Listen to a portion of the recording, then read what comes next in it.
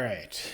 So, last we were here, we had the group epically rappel down and then bust in the front door of this cave that doesn't actually have a door on it.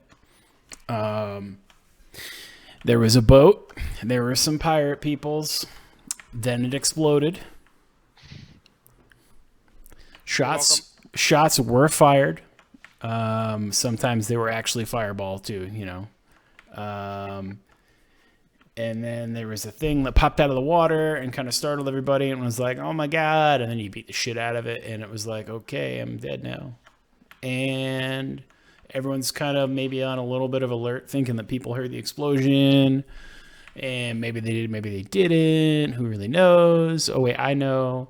Yeah, that's basically a gist of where we're at. I'm pretty sure they heard the explosion. If not, at least two of them got the memo of the explosion and then never returned the message. It's gonna be that kind of night, guy. Okay, all right.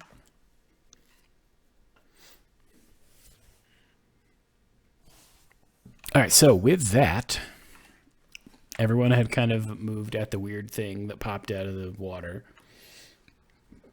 Some people weren't quite yet made aware of the fact that it was even there, other than hearing some commotion. Yeah, so that's where we're at. So, where would you guys like to proceed, and/or investigate, and/or figure out what the fuck's going on, and/or all the above? Alright, well, I'm gonna go join everyone over here. Just because I can see Talia here and I don't see everyone else, so I need to move over there.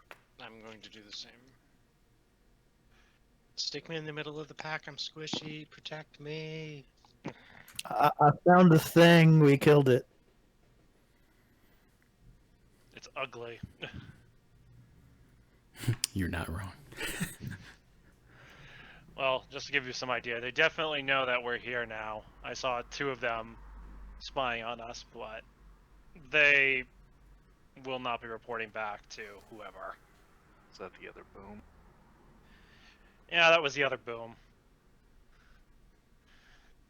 Well, if they came out over there, we should probably continue in over here. Yes. We'll want to make sure we probably cover every inch of this cave since we just don't know where everything or everyone is in here. But I do agree we should go that way for now.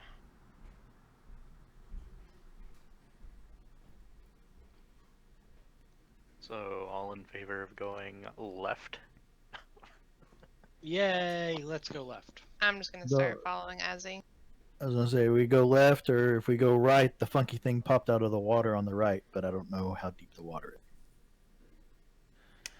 Well, we can figure that out later because we'll be exploring the rest of the systems, I'm sure. But for now, let's stick with the left as he suggested.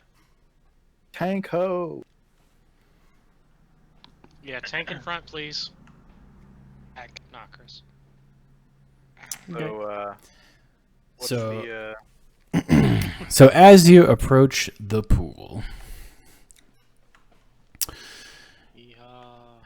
you can see, if I can get my mouse to correctly be on the right layer,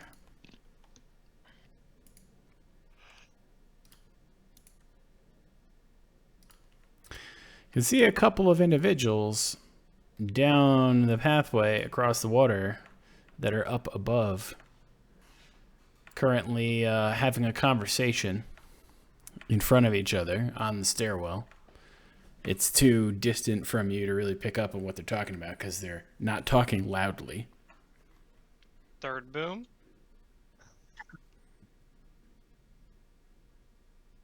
I could. Oh shit! Don't Wait, need what if the to prisoners keep are it over dead. there? Yeah, that's part of the problem. We can't hear them at all, can we? No, you can't hear enough to actually know what they're saying or make out what they're saying, but you can hear that they are having hushed like tones between each other.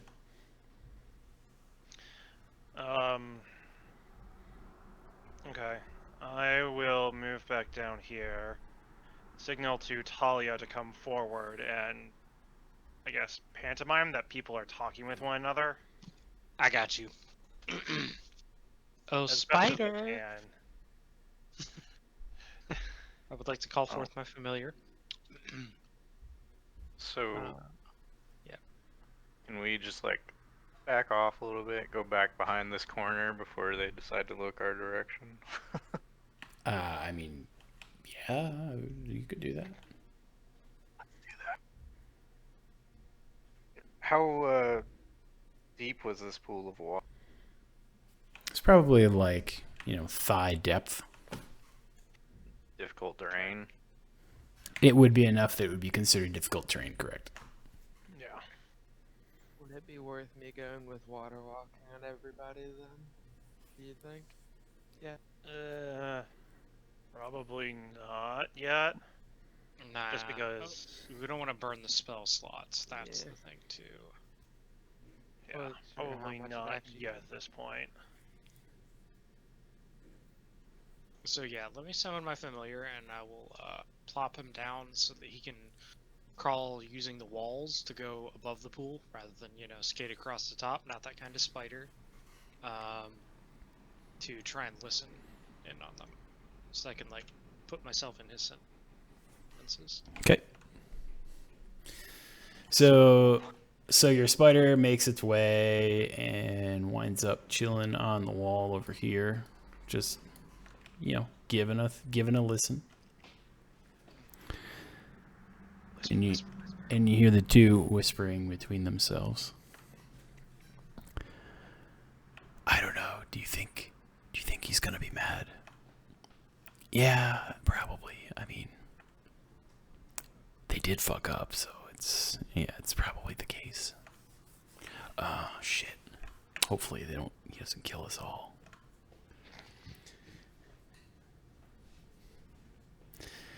I may have an idea. I'm not saying this out loud. I can't Okay. speak through my familiar yet. No. I'm also not back to the chain. So they also now kind of discuss among themselves, like, so what do you think that was, that noise before? I don't know, but they haven't come back yet from checking it out, so it could be bad. Yeah, we could be. We better be on guard.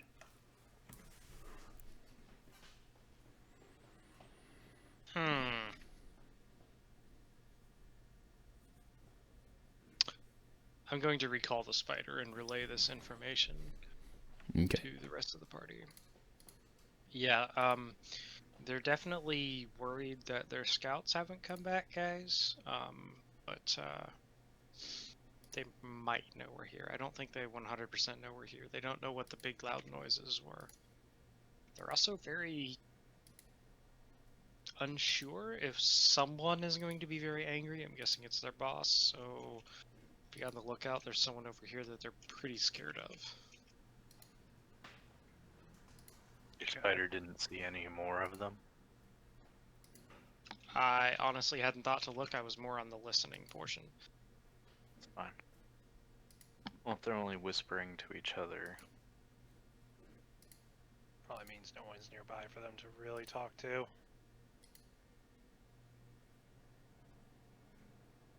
Oh, So we could either charge across this water, which won't hinder me, but it will hinder a few. Or we could circle around, try to go and where you saw those scouts, we could. or even the main entrance. We've got a plethora of options, apparently. Yeah, I think we should go the scouts way, personally. Speaking from previous experience with this sort of situation, as I hide my thieves' tools, usually going in the side door or whatever entrance the guards went in is probably smartest, because they won't be expecting us to come back through the same way. Agreed. And while charging through the water is not a bad idea, it does leave a few of us open, as you said, as a... Indeed. John, how tall is that cliff there? It's no taller than the one that was next to the boat, so it's like a 5-6 foot up climb, whatever you call it, jump. Okay. So we can scramble up it, essentially. Yeah. Yeah, I mean the slope isn't like perfect for you to be able to like run up it, but it's basically like one of those kind of like inverted walls, let's say, where you can kind of run up a little bit of it and then you jump the rest or whatever you got to do, or you're just a boss and you jump it. Or Like me. Or if we really need to, I could just boost Azzy up there. And then he could help the others get up there. That is also true, yeah. So, are we agreed that we need to make our way down there then? Yeah. Yeah. Sounds it. Let's head down.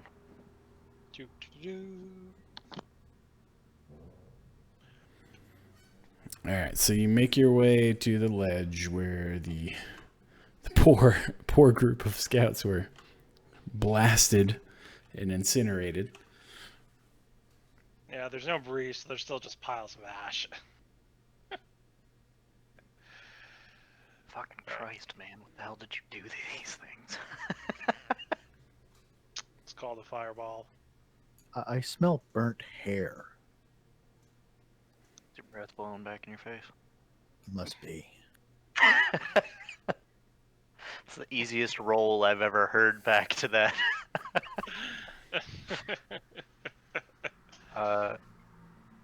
Would you all like me to go first? Being that if I get hit, I'll be fine. I can also turn invisible and go first. I could just If float someone up gets and look me over the edge. Yeah, that's true. You could do that. I volunteer this one as tribute. I'll activate my boots and slowly creep up to look over the ledge to make sure it's clear. All right. So as you lift up, slowly peering over the edge to see what's inside, you see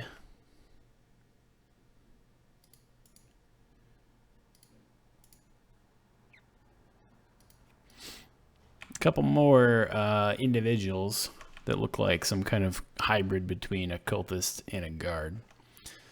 Currently inside the room, both looking the opposite direction while standing over a small table that has some pretty rough looking food on it. And strewn around the rest of the area are some crates and barrels of various contents that look to potentially be all food related. So you think that this might be like the location where they keep all of their food and all the goods, as it were? It's the kitchen. You can fling one of them little exploding fire bead things pretty far, right? Yes, you can. You do I don't need see line of any sight on pris- things, though. I was gonna say, I don't see any prisoners in there. Or, well, Gunhild didn't say there were any prisoners in there. Yeah. Two guards and lots of crates. I don't know if any of it's explosive. That didn't stop us before. It's because we didn't know. Exactly. It's like a fun little game. Also, I need line of sight on things to do that first. But I nominate a more stealthy approach in this case. Everyone's already on edge. Okay. Stealthy approach. If someone wants to give me a boost, I can go in invisible. I'll Well, give you I a can boost, also do this. What's that? And Ash takes her staff out and casts Pass Without Trace.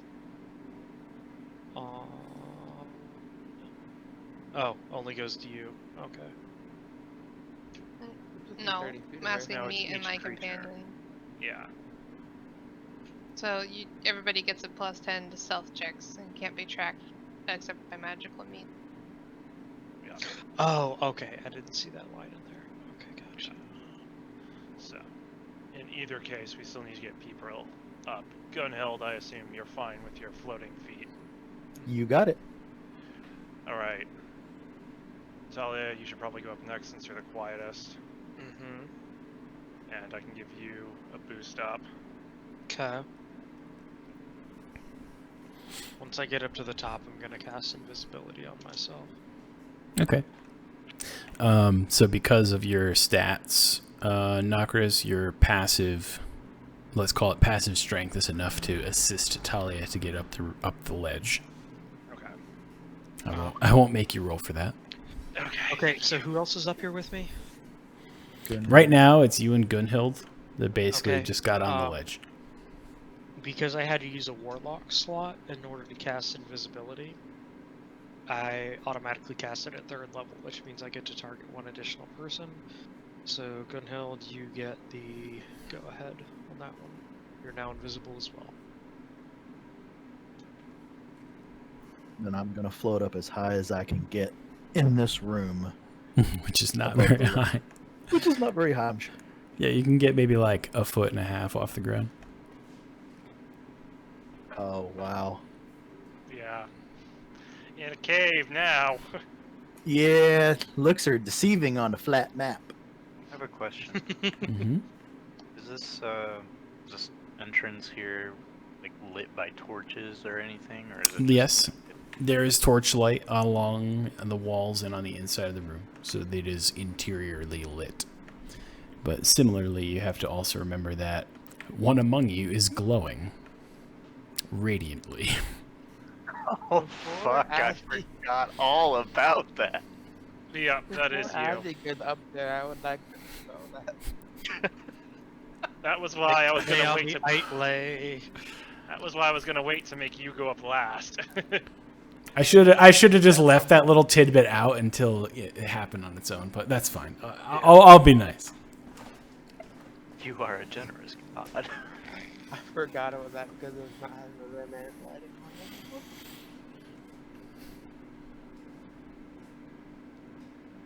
All right, so we got That is gonna cut there. 2 up. I'm gonna move around to Right. this corner since I'm invisible. Sorry, I dragged you by mistake. Trying to get the dead bodies out of the way so that. There we Oh, go. There we go. Now they're clear. Alright, someone cue up the Spy v Spy songs. Or the Pink Panther one. Alright. Who's next? I'm ready to go.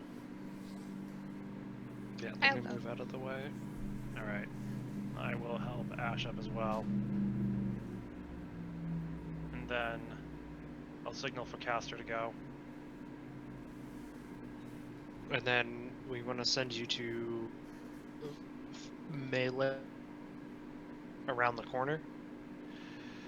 You know, it might be better. Like, it depends on what we see around the corner. Okay, fair enough. You want to take a peek around the corner?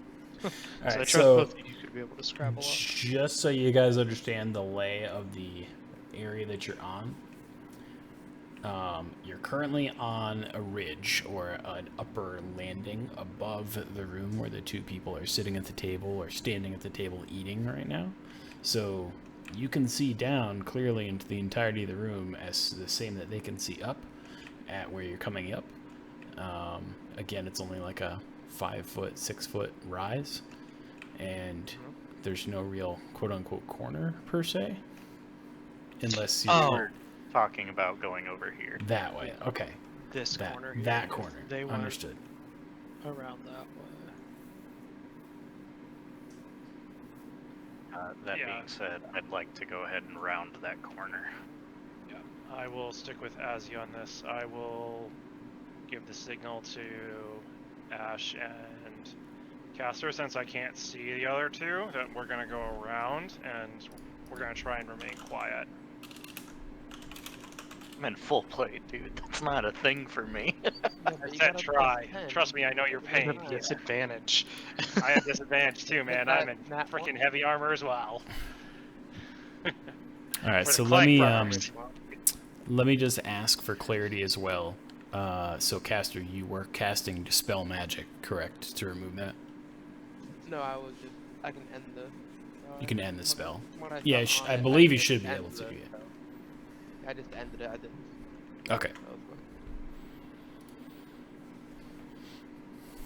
fine. All right, then yes, you. How do I put this? You noisily Clamber. your way around the corner as stealthily as you can. I mean, we still have a +10 at the moment if we need it. I agree. I understand. I have a But +9. but yeah, So what? it's one. So where is your intent to move to once you go around the corner? This stairway.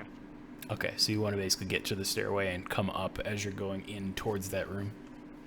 Honestly, just looking right now, but Okay. yes, that is the end goal. Because we don't know exactly where this goes. I assume I can see all the way over to here clearly, or is that all pitch black? You're back to normal people, I think. You can still see in that direction. It's not obviously not as bright as it was before, but it is illuminated internally in the cave, so you are able to see. There are torches. It's just not lit like it was daytime. And no bodies.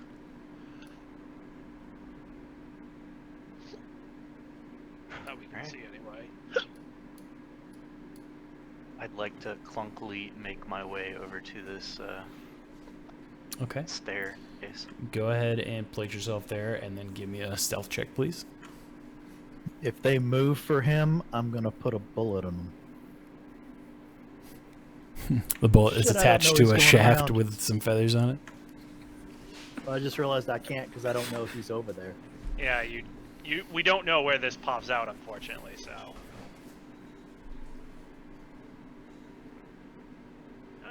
Oh, there you go. And that doesn't even incorporate your +10 from the spell effect, so. Yeah, I actually rolled a nat 20, but it was on the Beyond site, so I was just like, I guess they like updated. Yeah, they I added pressed the wrong dice. one, so. Yeah, they added dice directly into actually, Beyond 20, which is amusing. Yeah, if you click on your character name in the drop down, there's a dice roll option at the bottom. You can turn it off. Yeah, I guess it's still active because it's still within 30 feet away from Kita, and it doesn't stipulate that she has to have line of sight. So you still have the bonus. So yes, you're good. You stealthily clamber your way up the steps, and And no one plate, else, I and love no it. one is the wiser. Ba, ba, ba, ba, ba, ba, ba, ba, ba, ba. So up next, we need to have you rappel from the ceiling with a rope and not touch the floor. Oh, that's easy. I'm stupid strong. I actually think I might be stronger than not Chris.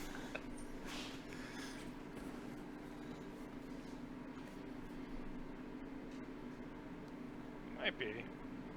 I had a 15, so Oh, I'm actually slightly stronger than you in this case. I got you're a still a 16. bitch. Right, Dave. You're smarter than me, I'll give you that. All right, so as you guys are standing there and/or slowly making your way, I'm waiting to get a signal from Azzy because I know I'm not as stealthy as him. I am not as dexterous as that man.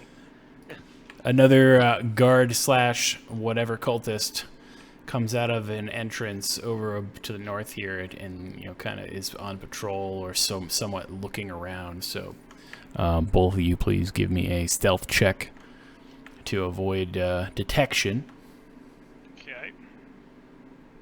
That's a strength I save. don't know why it gave me a strength save. Sorry. It's okay. All right, plus 10, so okay. 18. 25. Yep. Yeah, so you're both fine. You you silently not really slam, but kind of quickly press yourselves up against the wall, making no noise somehow with this armor as it clangs against rock. But yeah, he doesn't notice your presence because you must be like made of stone and you just blend into the cave wall. And he continues back on his patrol, going back around. look at back at Knockers. I take it Knockers was able to see that. Yes. Yes, I do. I look at you like, what the Yes. fuck is going on? Which is why you both had to do the check, because he obviously, you know. Yeah. Okay. I will move up closer to Azzy at this point, after the guard has passed. You mean make another stealth check? Yes, please. Because you have 2 new individuals that theoretically can be alerted to your presence. 12. Well, you want to go with your... Normally you would go No, with... it's disadvantage for me because Okay. of my armor. Yeah, okay, fair. So disadvantage to 12. Right. Yeah, because pass without trace just gives a plus 10. Plus 10. Right. So one of the people in there is kind of like, huh, did you hear something? And the other one's like, it's like, we've only been on break now for 10 minutes. I'm not going out there to look again. And they continue to stand there and consume the meal, the shitty meal that's laid out on the table. They're mall security guards. But you have a little bit of a bonus to your stealth because of the fact that there is the din of crashing waves and storm noises outside behind you. Oh, thank God. Okay, so I think you and I are actually both within movement range if you just wanted to charge them. Or Yeah. we could try to go even further around and get the one by itself. No, I give you a nod that we should just go. Because our luck is not going to hold out. Right. Well, I will attempt to stealthily, unstealthily make my way. Actually, fuck it. I just break stealth. Which target are you going for? I'm And going and what for are the you one on attempting? the left. Are you doing anything special, or are you just rushing in there to attack? What's your plan here? I am simply rushing in there to attack. Okay. Go ahead and move up about 3 tiles. So like the entrance mouth right there. There you go. And Knockers, if you're following suit, go ahead and join behind him. Yep. And then I'm going to have you guys roll for athletics. Okay. Do I see them pop out of the corner of my... Should hear us. I mean, considering they broke stealth, yeah, I think you can hear them now. What the fuck? All right, In so response to the loud noise, I'm going to hover over to here. okay, you're still invisible, just so that you're aware of that. So as this action is occurring, as you basically stumble a little bit, let's say, and bump into the crate that's next to you as you try to rush towards the guy that you're going to line up with. And they are alerted to your presence and kind of do a quick 180 look before yelling, "Shit!" and dropping their stuff on the ground. I'd like to attempt Initiating to combat. plant an arrow in their head as they're turning around. I don't think you'd have enough reaction in the moment to be able to pull that off. Because if you're going to move the distance that you moved, flying over there and shooting, I don't know that we get both of those to happen at the same time and be in that position. If you want to move shorter distance and try to take a shot before you do that, that's probably something that we can do. But to make that distance and also take a shot in the split instance of this moment, probably not gonna all fit in. Okay, I get it. No worries. Fair enough. So, if everyone could please roll some initiative for me.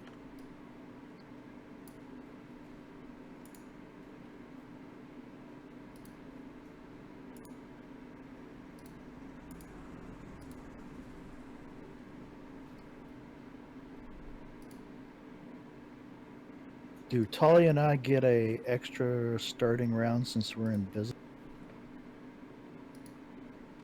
No, because you were just as surprised about Azzy and Nokris sprinting into the room as the guards were. Gotcha.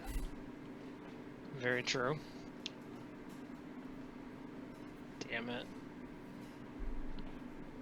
Well, appropriate given that today is the 15th year anniversary of Leroy Jenkins. It is. All right, so Nothing's been better Feel than old? that, dude. giving the shuffle, here's how I'm going to set this up for the first turn. Gunhild, because you were in line and vision to react and reacted on the moving in, you're going to be allowed in the first round. So you're going to lead off. Then after you, it's basically going to be the two scouts, Azzy and Nokris. And then we'll follow the rest of the order sequence for rolls beyond that once everyone has now figured out that shit's happening. Sounds good. All right. So Gunhild, Start it's your with- turn. You're going to shoot We'll start at with- the guy in the middle here? Okay. All right. Yeah.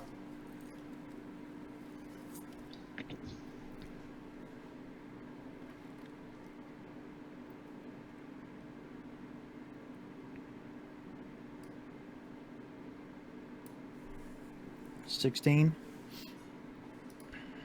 That is a hit. for 21 points. He is dead. God damn. I one-shotted him? Hell yeah. You did, in fact, one-shot that poor, not quite Small starving dog. individual that kind of maybe looked like a guard, but also maybe was a cultist, who was just trying to have a little break on his rounds, No schnitzel for him. and now he is broken. Well, then I'm going to try and break the guy that's next to him.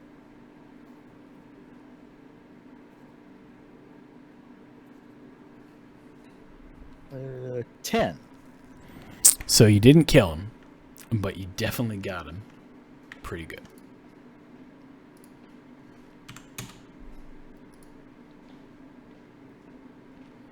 And that's all I got. All right.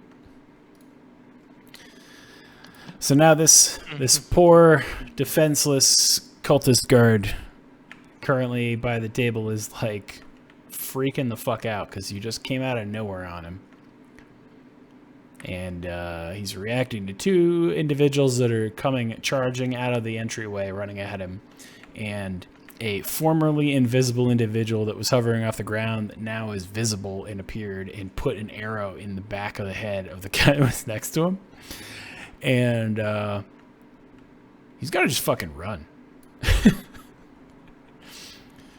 So he's going to run up in this room and basically sound the alarm.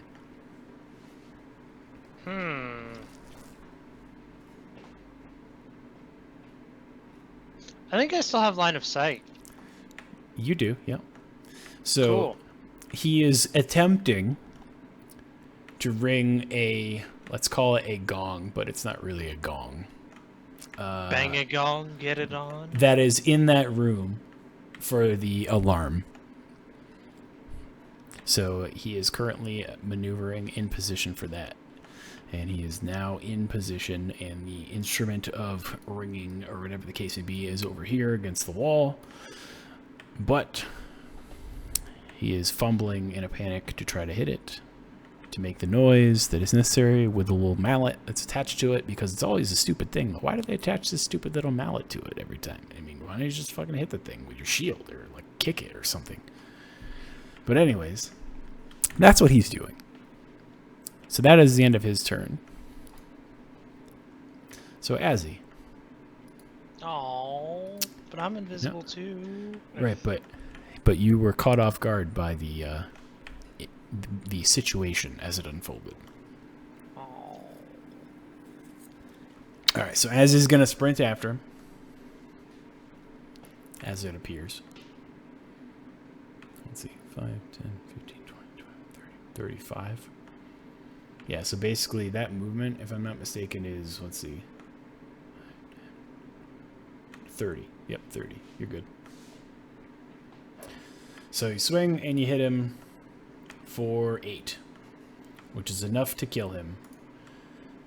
And as you cut him down, his body falls into this pool in the middle of the room. And suddenly,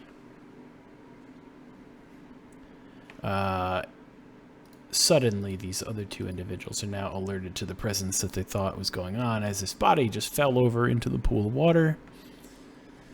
And they call for additional aid.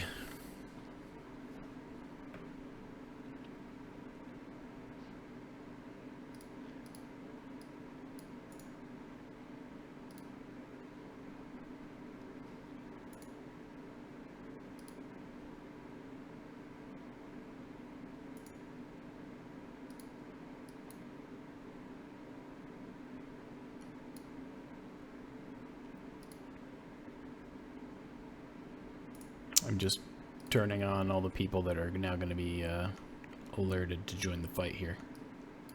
Mm-hmm.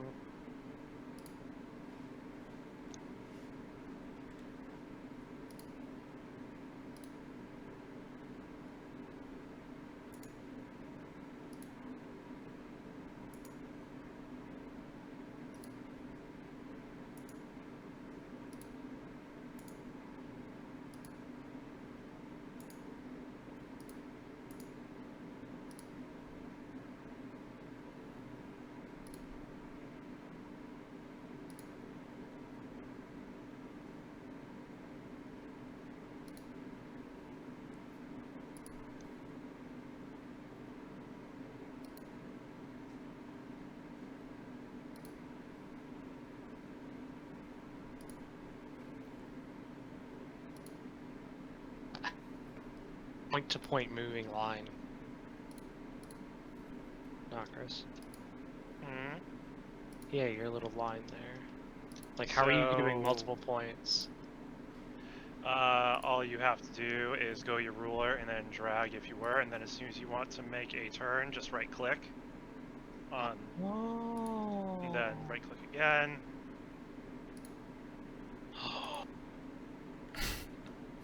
Everyone is just like mind blown right now. Yes.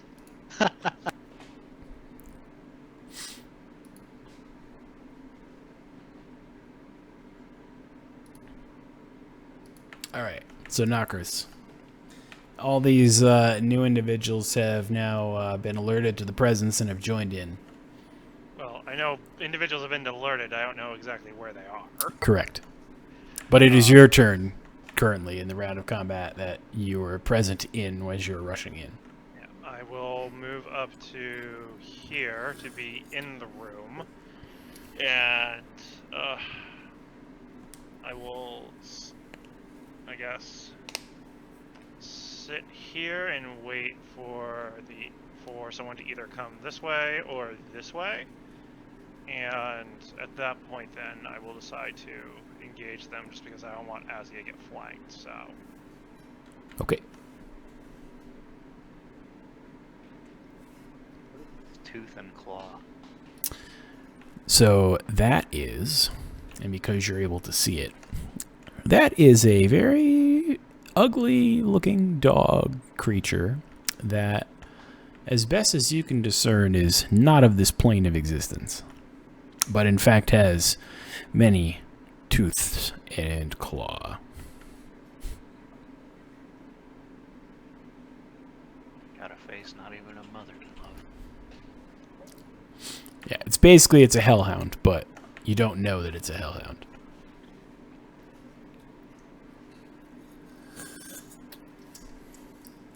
Thanks. Alright, so Nokris, is your turn with your readied actions now, I take it? Mm-hmm. That it Okay. is. Alright, Talia, you are up. I'm still invisible.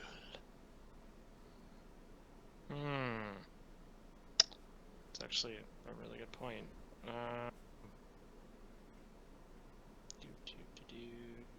Fine line of sight, that'll break it, so I need to get to at least here. Which means it's 5, 10, that's 15 feet. Move. And then I will fire Eldritch Blast at this person here. Okay. That does require attack rolls. I get advantage on both.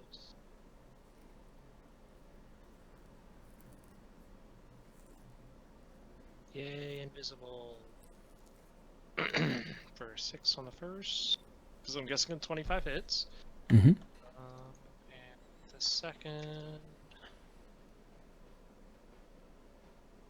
For 18. So yeah, you ran the corner, and basically out of your stealthy cloak of invisible shadows, launched out your Eldritch Blasts, which catched this poor, stupid guard who was kind of making his way around the corner to see what the fuck was going on, all this commotion. Very much a now part of the stone wall, and not so much put together anymore. Kind of like those Nice. piles of goop from a plasma gun in Fallout.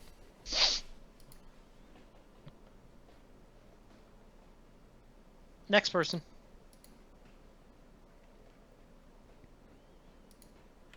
And Caster, you're up.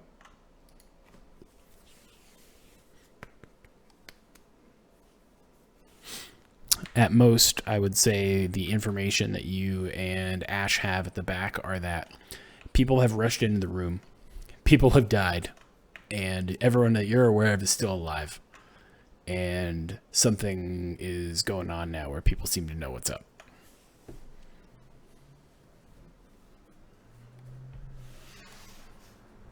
I'll just go here so I can see some of my friends and hold a guiding bolt for if anything gets to I see any hostile people. All right, so you're gonna basically hold the spell in waiting. Yep. Okay. Ash, it is your turn. I'm going to slip down here, and I'm just going to hold a frostbite. I'm gonna hold it for if I see anything hinky coming down the hallway. All right, fair enough. And that's it.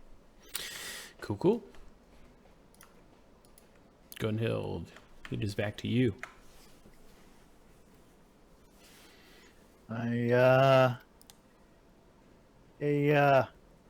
Azzy, you good up there? I got 4 coming my way. One of them was pretty fucking ugly. Is it possible you should be able to fly over his head? Or is the ceiling too short? No, you've got like 2 feet, 2.5 feet, maybe at best, your clearance.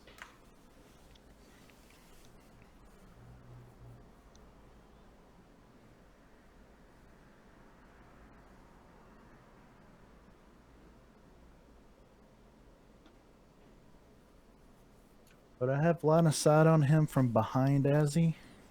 Mm-hmm. Okay, that's what I'm gonna do then. I'm gonna slide behind Azzy. I'll put Hunter's Mark on this guy in the corner, and then I'm gonna light him up.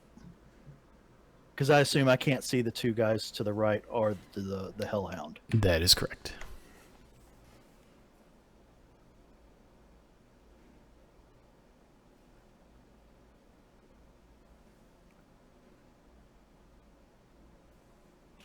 Shoot for a 15 That is a hit. for 20 points. He is a dead. God damn. Shit, then my turn's over because I can't see anything else in front of me, and behind me nothing's going. Still got You know, something no, he does technically have movement, but I think he doesn't have enough to be able to cross through you to actually do anything meaningful in the room. Because he'd have to expend an additional 5 to get past you. right. Fuck. I've blown 20 so far. I could technically probably squeeze by, but then that makes me in front of you with the rest of. Yeah, you're better off behind me. That way you still get your ranged. They're not considered melee distance, and I can keep them at bay.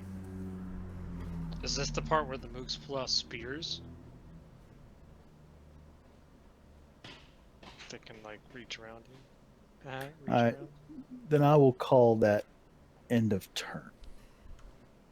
All right. So it is now this scout in the room's turn. Who he's gonna be like, what the fuck's going on? And he's like, oh shit, there's dudes over here. And he's gonna attempt to attack Azzy with a double melee short sword attack. Oh, that's a bad idea, buddy. First swing is a miss. Second swing is a critical miss. So Once you doing good.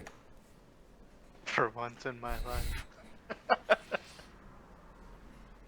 So yeah, this particular cultist guard dude, man, bro, is just so out of sorts that he rushed around the corner to see what the fuck's happening, saw you, tried to attack, failed horribly at life, and is now basically like kind of shitting himself a little bit.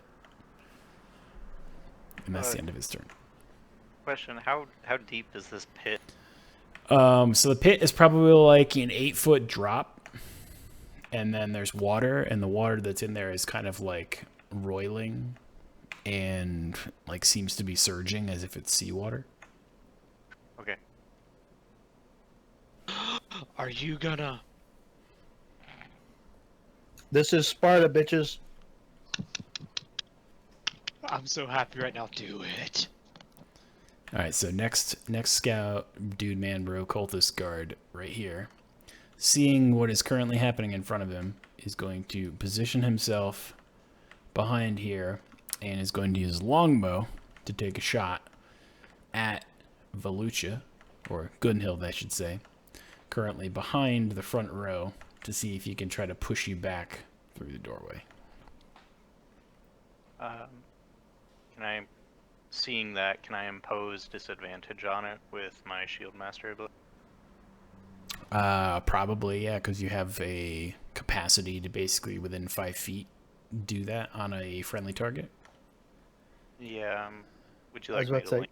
If you could. I was gonna say, it already gets disadvantage from my cloak. It does, yeah. Ooh, that's right.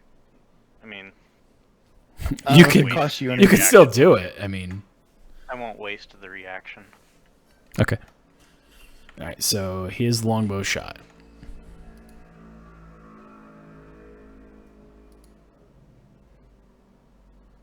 Is a 15, which I believe is a miss. It is in fact Correct. a miss.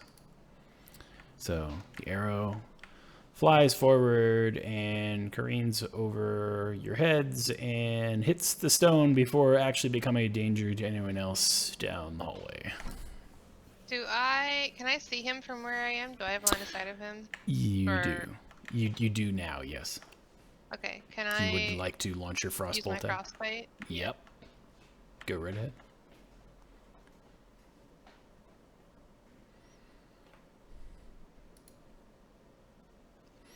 So he fails the save with a 13, so he was close. He tried really hard, but he failed. So he takes 9 points of damage from cold, and then also has disadvantage on his rolls. Is that correct? Weapon attack roll. Weapon attack rolls.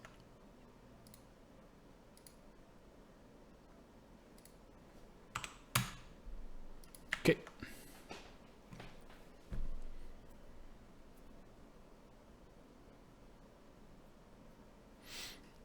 That is the end of his turn. He is very cold, though.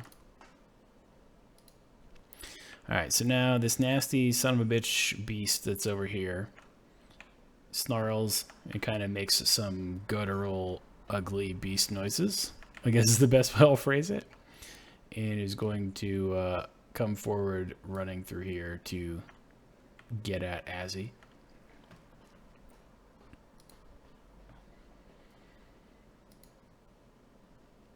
And he will go ahead and try to bite you. Kinky. Yeah, isn't it?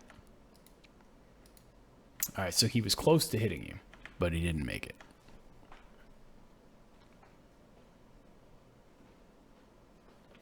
So he's gonna just menacingly be ugly and next to you. All right, so from the commotion of the combat that is going on and the screams of alarm that came down the caveway, this particular scout is trying to discern what's going on and is going to move forward. And he gets to about here on the landing. And let me see, Nokris, you were waiting on what action were you going to save to use? Was it just an attack? Yeah, it was just an Okay. attack. Okay. Let me just pace out this guy's movement to make sure. Mm-hmm. Yeah, this is as far as he gets. Okay. And he sees the scene of awkward people that he's not used to seeing in here and wonders what the fuck's going on, but sees the dead body slammed over the table with an arrow in his head. And gets ready to loose an arrow from his longbow. Mm-hmm. So he'll take a shot at Nokris as he's the first individual he makes eyes with. Yeah, sounds good. And he rolls 14, and he doesn't hit you. But Ash, if you could give me an acrobatics check, please. Me? Yes, please.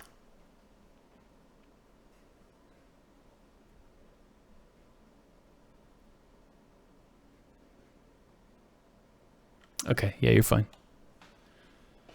I was giving you a slight chance to receive a little bit of damage from an arrow that went astray, Bang.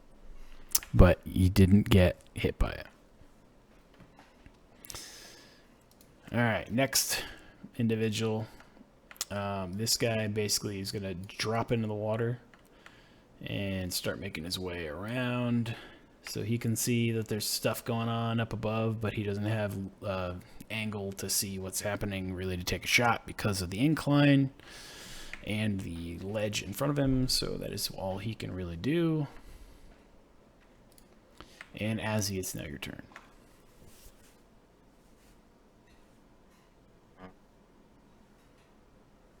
I'm going to. Oh, shit.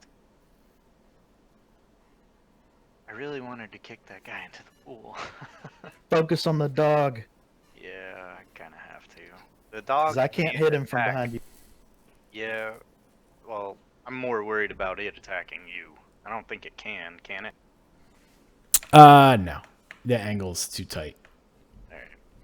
I'm gonna attack Tooth and Claw. Okay. Oh, goddamn. All right, so 17 actually hits Nice. for 6. Alright, what else I can do?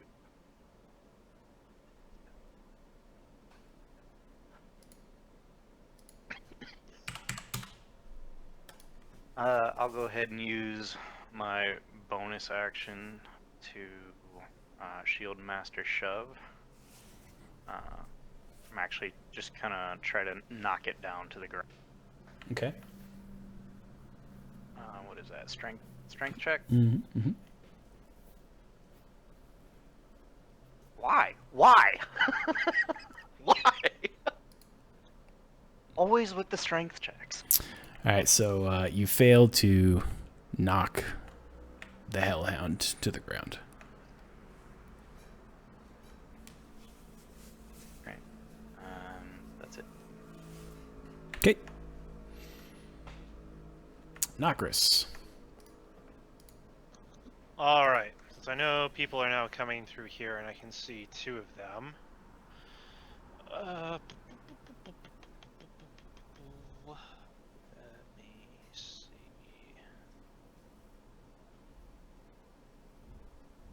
Okay, we'll hold those.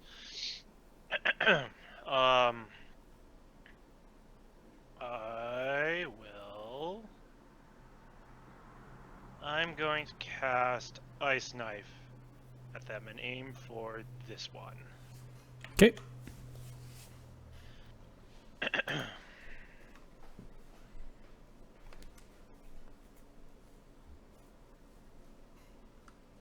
Does a 13 hit? It does. Alright, have them both give me a dexterity saving throw. So the first one rolls a 7. Okay. The one behind him rolls a 13. Okay. So they both fail. Mhm. So the one in front takes 3 points of piercing and 8 cold damage, and the one in back takes 8 cold damage. And I will then use my move to move up here, just so I'm kind of blocking the way. Okay. They are cold. And I assume that's the end of your turn now? Yep. Okay. Talia, you're up. Okay. I have ability on any of those people and things. See here, I don't have Misty Step. Shit.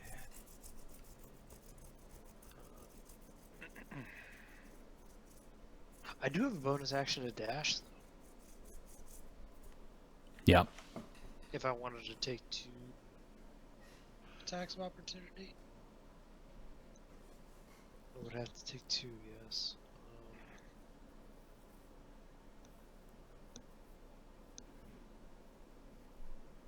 Because I'm gonna have to get in there. What's blue dot on guy up there again? He means he's at disadvantage for his weapon attacks from being chilled. Okay, so add 10 feet onto that, and I got 45 feet in order to get within melee range of at least one person. So I'd have to dash.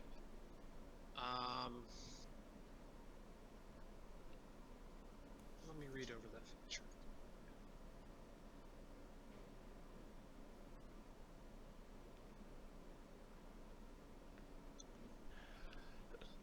Let's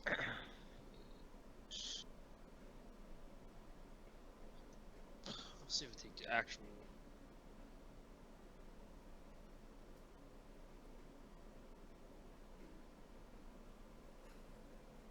Why is it locking the door in front of me? Oh, because it was from the Rick and Morty page. Like, what the fuck? Why was that the top search result? Oh, okay, for the rest of the turn. I will bonus action disengage. So that means can't take AOs for movement for the rest of my turn. Mhm. Then first move, I will do 5 up to there.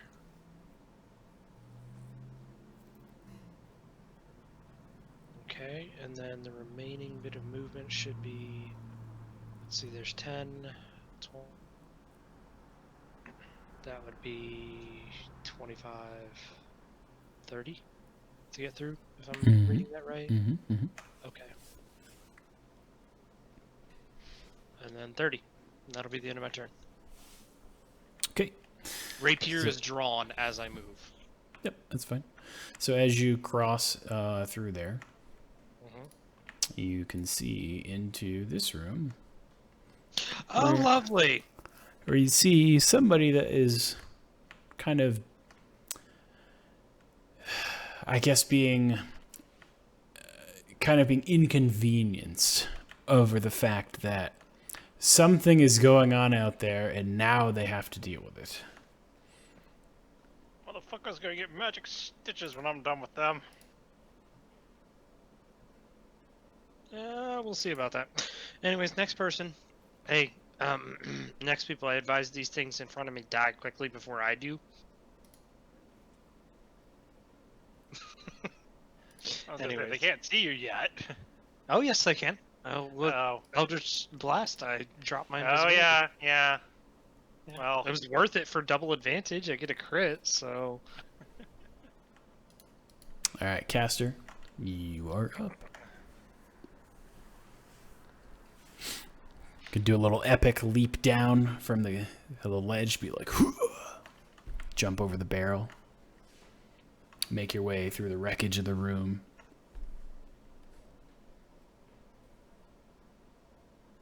Would I have line of sight on the guy that's chilled in here in the corridor? Or either of the two, really. You would barely. But I might make you roll a disadvantage because of the fact that you're shooting through or attacking through a lot of stuff. But Talus is in the corridor. Would I be able to see the other scout that's there? The one that's close to the Azzy, or Yeah. Yeah, you can see that one. I'll try and get a guiding bolt on that one then. Okay.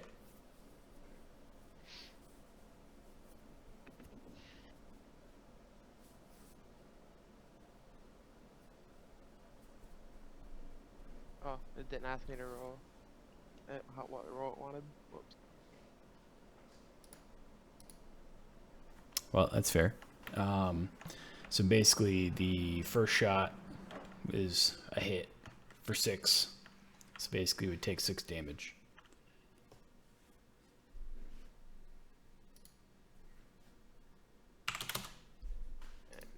I'll end my turn. Okay. Ash, you were up.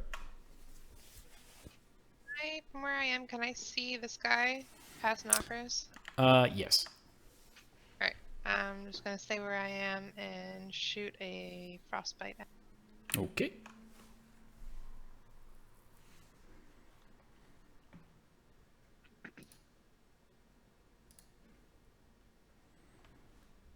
Alright, so he does not pass the save. So he takes 10 in his chill. However, the 10 damage was so chilling that he falls over, frozen on contact. Welcome! Teamwork.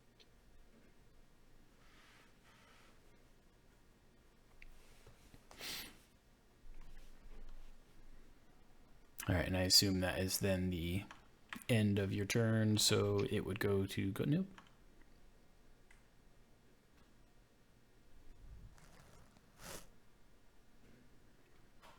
I'm going to guess that was a yes. I didn't hear anything, so I assume yes. Sorry. Okay. No, it's fine. Okay, so Gunhild, it will be your turn in a moment. However, we have new things that are entering the battlefield here. As you know, A new challenger appears.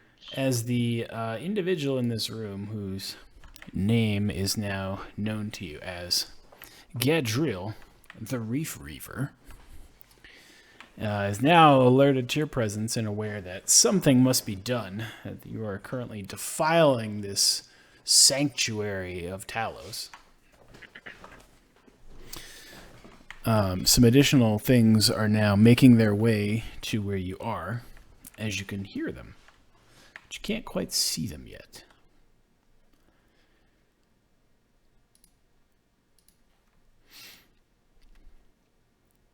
And it is now your turn. All right. As my bonus action, I'll move my hunter's mark to this one guy right next to Tooth and Claw, and then I will proceed to light him.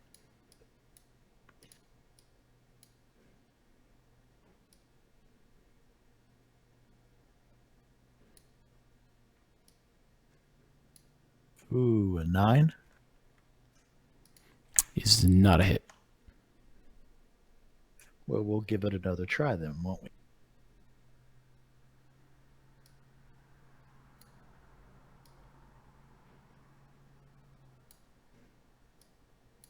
How about a 20 That is a hit. for 24 points of damage?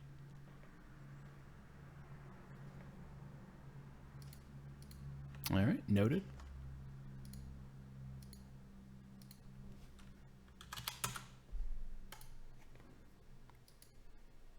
Is that the extent of your actions?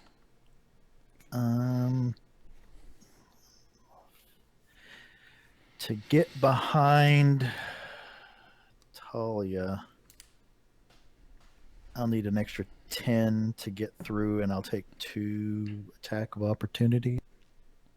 That is correct.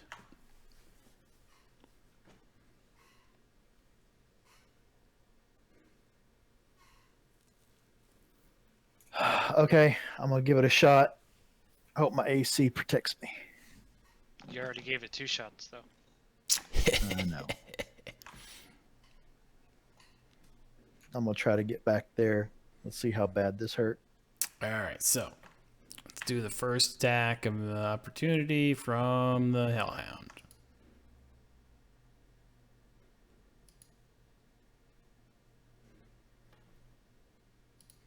You have what, 17?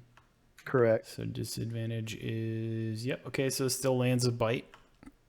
And let's see what you take for damage. All right, so 11. It's actually cold damage. Oh, no, I'm sorry. 7 piercing and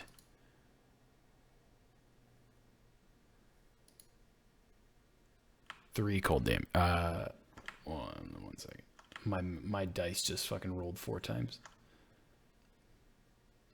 So it's supposed to be a 1d8 plus 3 piercing. So you take 11 from that because it's perfect roll. You then take 3 cold damage additionally. So it's a total of 14. Okay.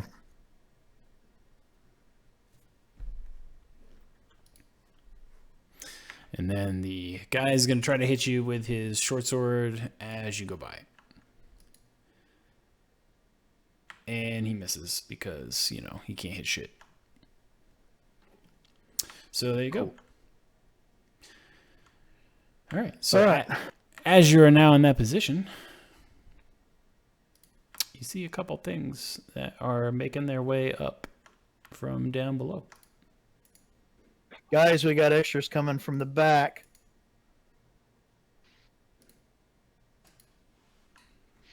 A lot of extras coming from the back.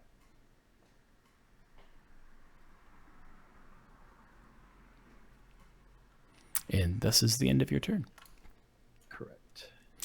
All right, so it's this guy's turn right here, and he's kind of not really liking his odds, but he now knows that his boss lady is in the other room paying attention now, so he can't fucking run.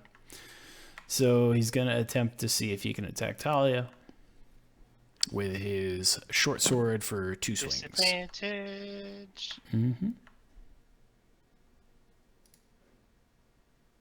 Miss, you fool. 18 is a hit for 7. Okay.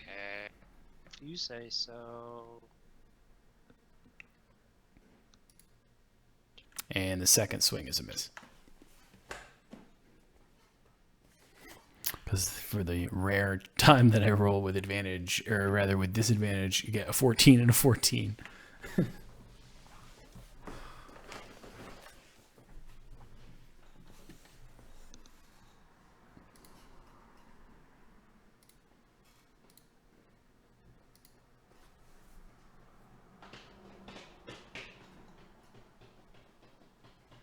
So what's happening? Nothing. He missed with the second swing. So it is the next scout's turn. The one that is up here that has the disadvantage on his attack roll is going to attempt to see if he can shoot an arrow at this new target in the room, Talia, with his longbow. He does not. Remember, my AC is a 15 right now because of mage armor. So. Right. That's why the other guy missed when he attacked you. Gotcha. Just want to make sure. All right, so this attack from the longbow still does hit you for 8 piercing. Jeez. Good flipping lord. Time to break out the illusions and shit, huh? And that is the end of his turn. And it is now the Hellhound's turn, who is going to take a bite out of Azzy.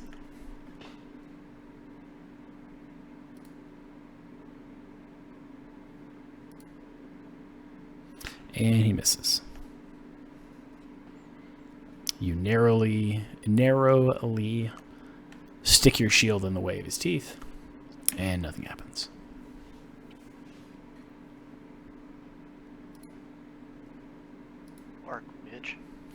All right.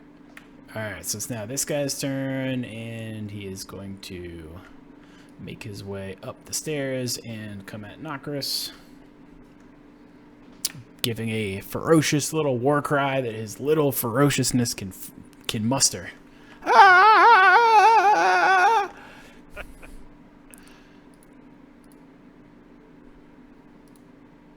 And he misses. And he misses again. Okay. So he showed you his war face. And Azzy, it's now your turn. Oh, shit.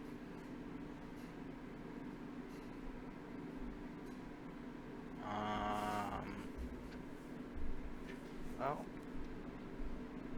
I will take 2 swipes at Tooth and Claw. All right.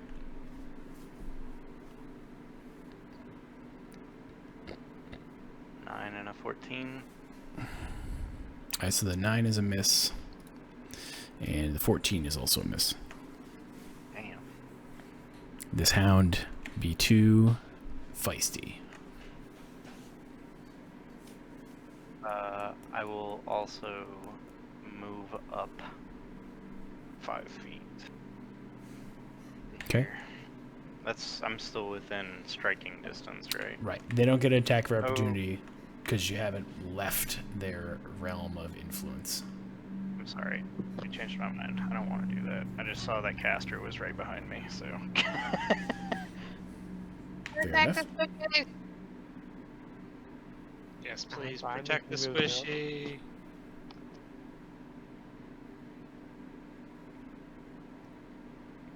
All right, so is that the end of your turn then, where you are? Yes, I'm sorry.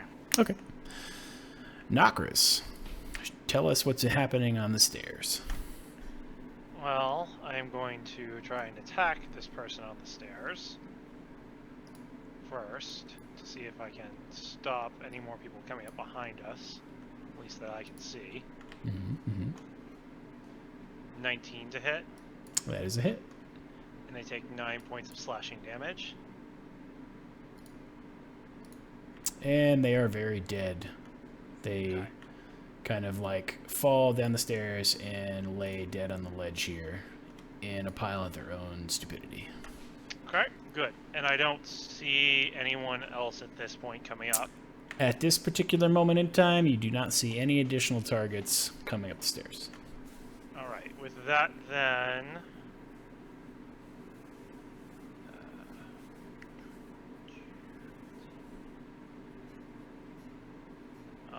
I will then move up so I am behind Azzy for now, so I can get a better lay of the land that I'm seeing right here. Okay. Okay, I can see 2 in front of Azzy, 1 there, and have I heard any of what they're saying in the commotion that's going on in this room? I mean, Gunhild basically tried to alert everyone that there's people coming from behind, but I think you were too engaged on the stairs far enough away that Okay. you didn't hear that. Right. So in that case, then for now, I think everything is fairly good. So I will sit here since I can't really move too much further Okay. at the moment. All right, so now it is Gadriel's turn. And she is going to stay put where she is and simply call forth some interesting things here.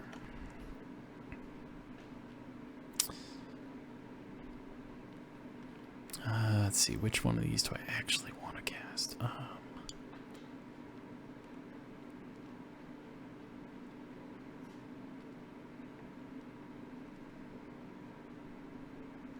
All right, so I think what Gadriel's going to do here.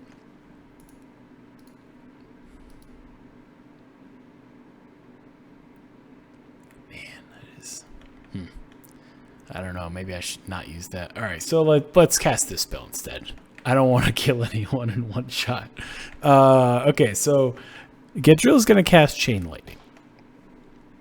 And she doesn't give two shits about her own targets.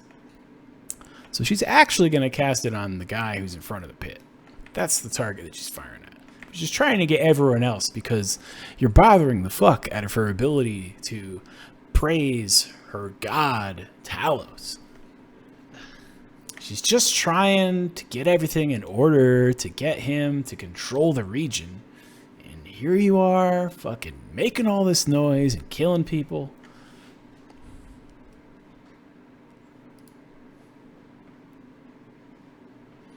So she's going to cast Chain Lightning at the target. Jesus.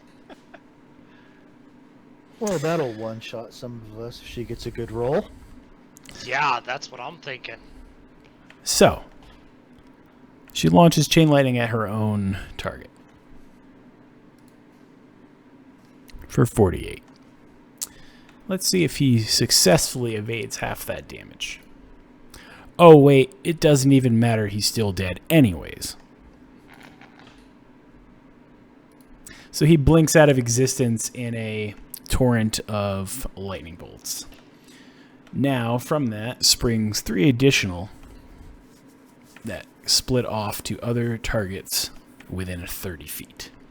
So I will be using only the closest targets as my decisive nature. So one will be going to Tooth and Claw, one will be going to Azzy, and one will be going to Talia.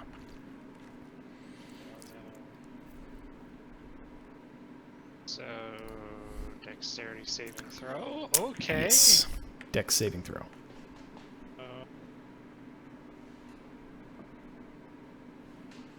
Oh no. Oh. I mean, it's not instant, but No. As he would like us all to know that he is indomitable. He has that. Okay, I take no damage. I hope, as long as I don't have to No, roll you above take half. anything. You take no, half. I actually don't think I... Shield I think master, alright. remember? yeah, So, I've got- yeah, so tell me all about Indomitable then. So, Indomitable is actually what allows... I'm sorry, I have to find it again. Okay. Indomitable, you can re-roll a saving throw that you fail. You must use the new roll. You can use this 1 time per long rest. Okay. So, and it's no action required. Okay.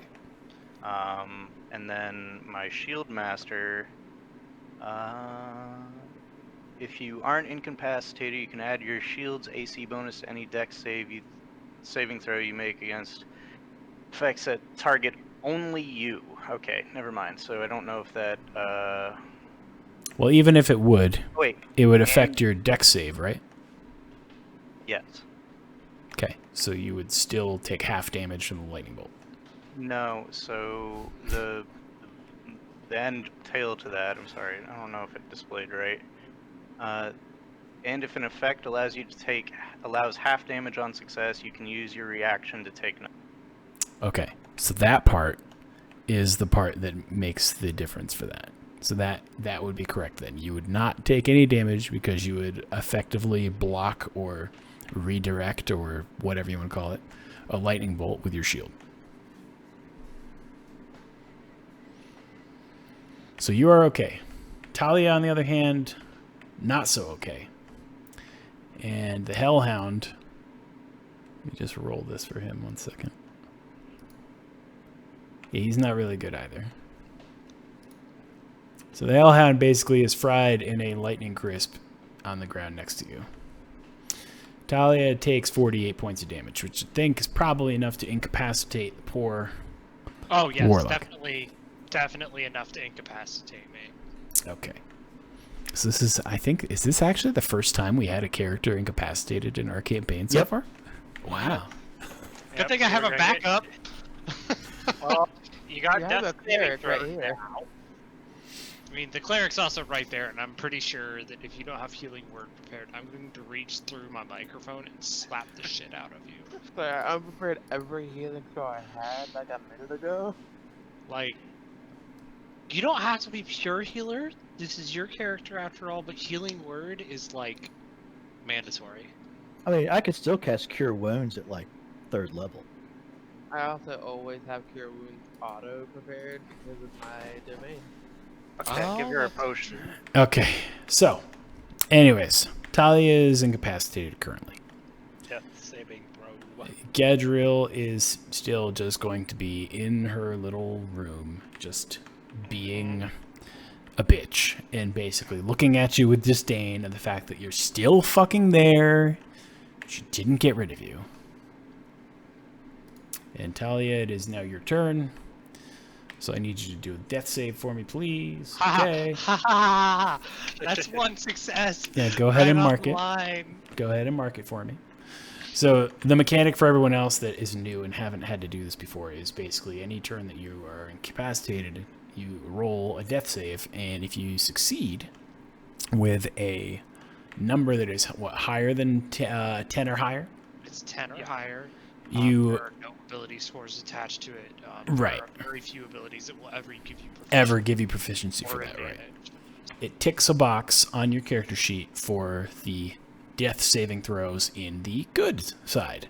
If you fail, it's in the bad side. And if you fail 3 times in a row, you die. If you successfully pass the checks 3 times, you are stabilized. You're not back in the fight. You are simply just not dead. Okay, so some more guidance on that real quick. If you roll a natural 20 on your death saving throw, that counts as 2 successes. A natural 1 counts as 2 fails. So you can be taken overboard in 2 turns. On was it D&D Beyond here? So, like if you type in the number and then click the damage button and it goes below your hit point maximum, it'll automatically bring up the death saving throw screen in place of your hit point box with 3 spots for failure and 3 things for success. You click the word death saves and it'll bring up the whole screen for it. And you literally just click the little Beyond 20 button in between them and it'll automatically roll your death saving throw for you. You have to manually fill in the boxes though, on whether or not you succeed. So, for future reference, in case anybody else has very unfortunate things. In case anyone else needs to roll for their saves. Alright, so that is the end of your turn of incapacitation and 1 success. Caster, it is your turn. I'll use my bonus action to cast Healing Word on top.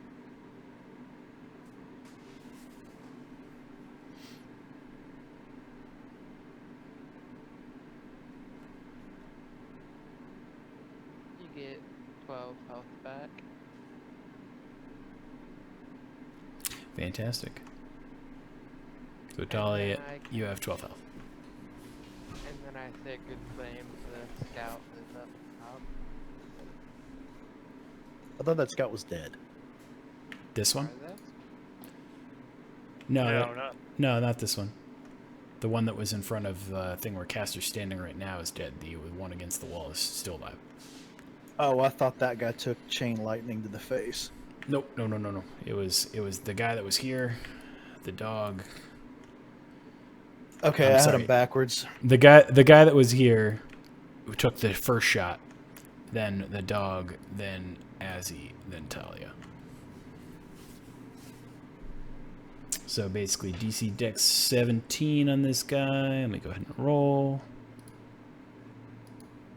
He does not succeed, so he takes 9 points of damage, which is enough to blind him with the light in radiance, so that he is burnt to crisp.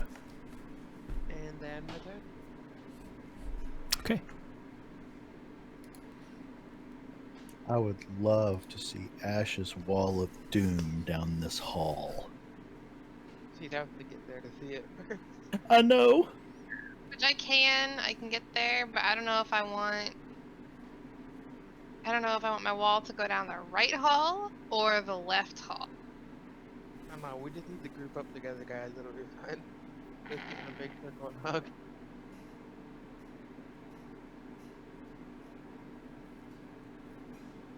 And I don't know, really shouldn't do it on the right hall because my wall has to be on a solid surface, so it would miss that last guy at least. Alright, I'm going to move up here, and I'm going to get my staff, and I can't drag this circle. I thought I could drag this circle, but it won't let me now. Which just really doesn't matter, 'cause I'm not going to use this. Where you want it? Well, I'm not going to use that, so you can delete that. I'm going to do a line of thorns, a wall of thorns, just right down that hallway and like over that fucking lightning bitch. Okay, this way. Okay. Doesn't that have to be like 40 feet long, or can you shorten it? I believe it says up to blah blah blah amount of feet. You can choose to make the wall up to 60 feet long, 10 feet high, and 5 feet thick. Okay, so I'm guessing you basically want to do like one of these, be like.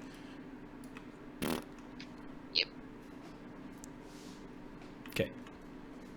So we'll leave it like that, as it sits, and then yep, I was gonna say do the roll for me.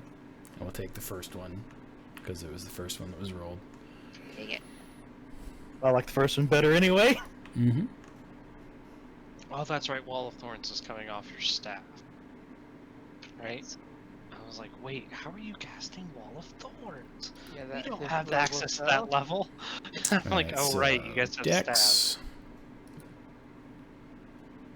Dex save is a 10, so that did not succeed. So they are stuck, and they take what, 41 points of damage instantly.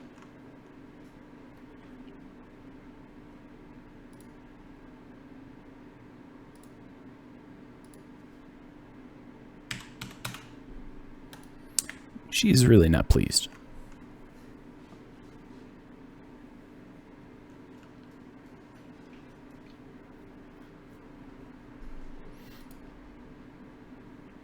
And that's my turn. I'll end there. Okay.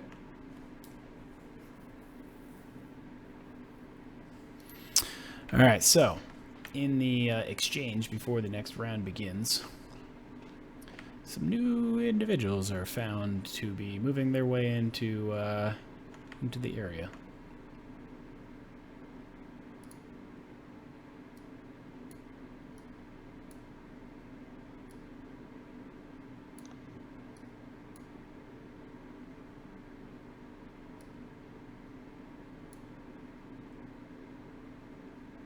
Just getting them in position from where their movements take them here. Give me 1 second. And then I gotta see how many of them are actually visible.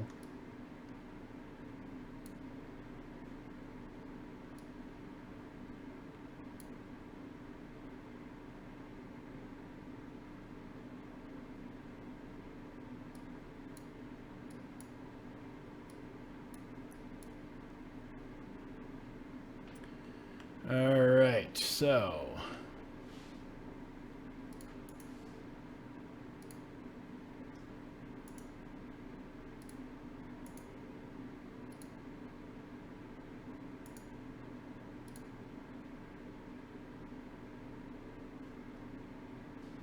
all right, and that's all that is visible. Let me get them combat turns.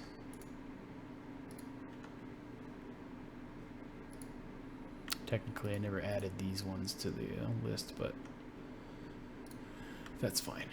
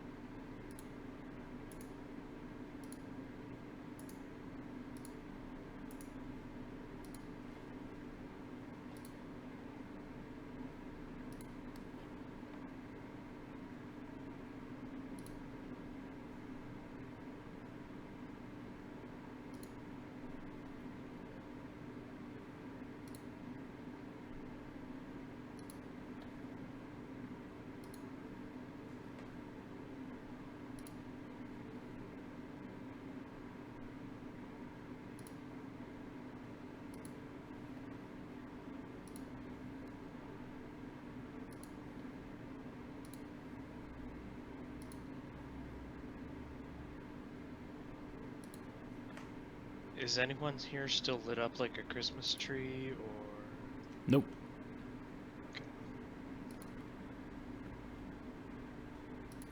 I turned that off when our heavily armored guy decided to sneak through the other side.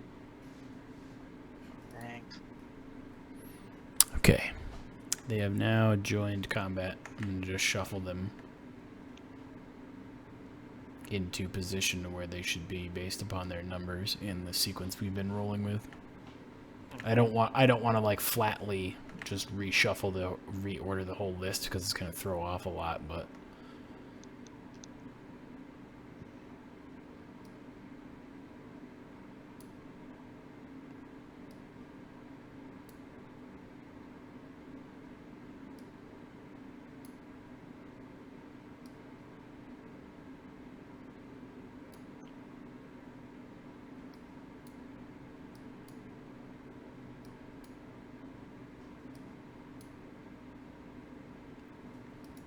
okay.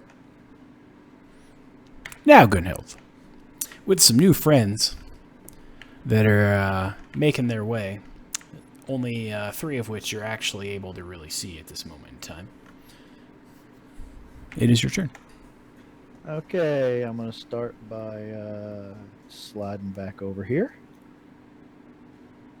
Gives me a good line of sight down the hall.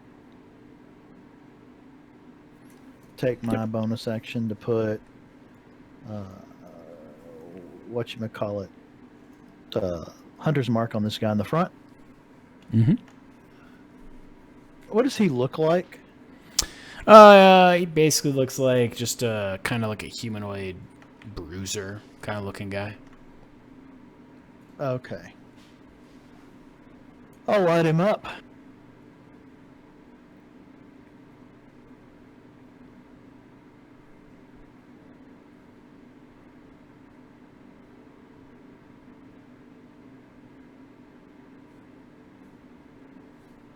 15 Is a hit. for 22. All right. He takes 22.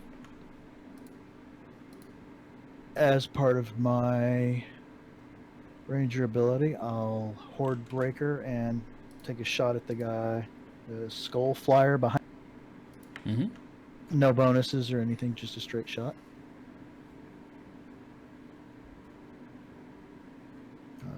For 11. Yep, because the 25 definitely hits. So it takes 11.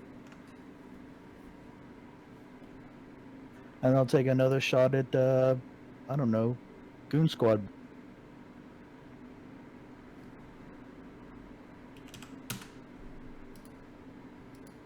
Uh, 18 hits.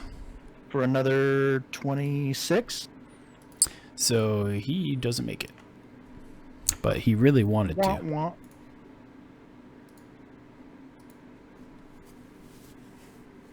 And that'll be my turn. Okay. Azzy, you are up. Jesus Christ. 3 people Yeah, in my way. Cover the Can I- rear. Cover the rear. So, There's a lot of people in front of us. god damn. I got 2 down the hall. One's down. One's wounded. One's in the back. I can't.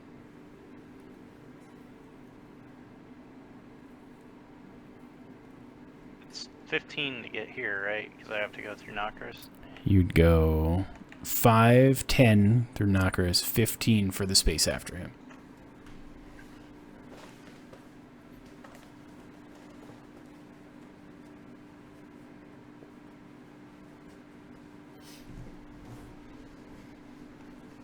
YOLO! Okay.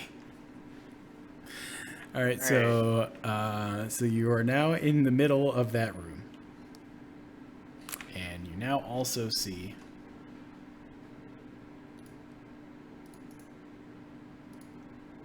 Fucking mistakes. What are these things? sea hags. What the fuck is it? Do I have a handout? Yep, I can give you one. I can give you one if you really want to see what they look like. Attractive. They look like something you probably don't want to go out on a date with.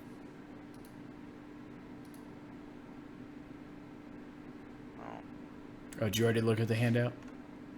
Yeah, I saw the picture. Okay. It's like gnarly. Yeah, they're not pretty.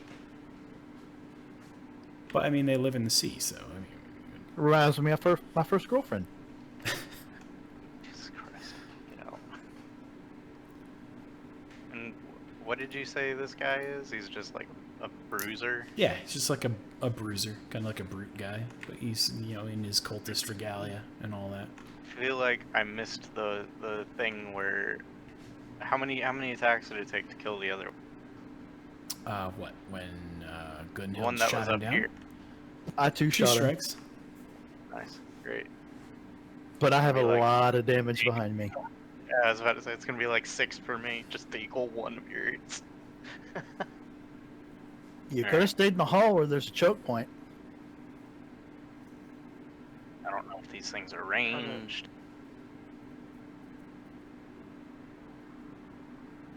So we have 3 sea hags, 1 skull flyer for each sea hag, this D-bag, and the D-bag and the thorns.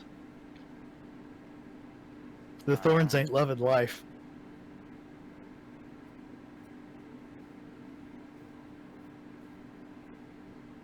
I'm gonna go ahead and take a couple swipes at the bruiser. Okay.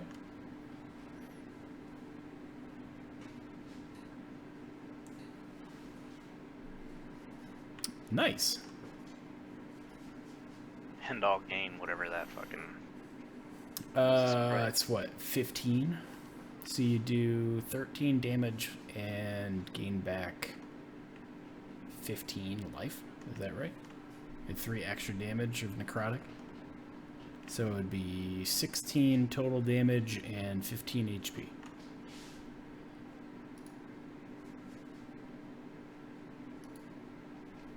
Oh, I'm up to 96 health, and if I'm reading that right, it's... Do I add these two numbers together, or is it No, just just 13 damage? 13 damage, and then the second one is if you proc the usage of your life stealing. If that is the case, you do 3 necrotic damage, and you gain the life equal to the second roll after it. So basically, you do 13 plus 3 is 16 damage, and you leech 15 HP back. And that's on top of the... does a 15 hit as well? The 15 does in fact hit.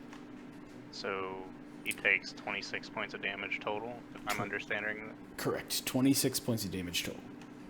He's still standing? He is still standing. Damn. Well, I mean, so am I, but, you know, whatever. Alright, yeah, I'll end my turn there. I mean, I hit him for almost 50 points of damage. Alright.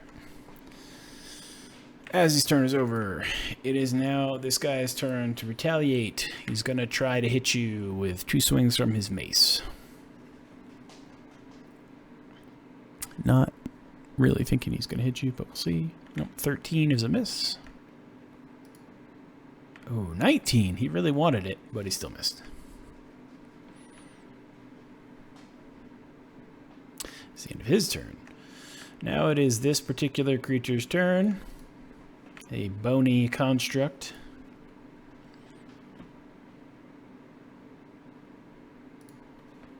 It is going to make its way up here. It is going to attempt to sting Talia at disadvantage.